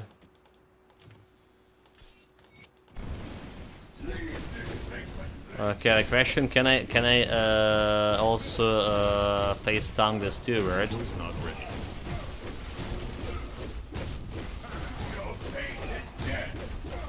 I can.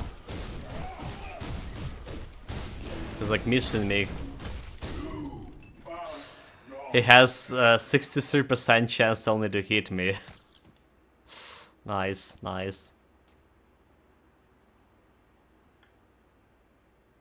The only caster has the Easy Ray, dude, and I don't like to have so low sustain.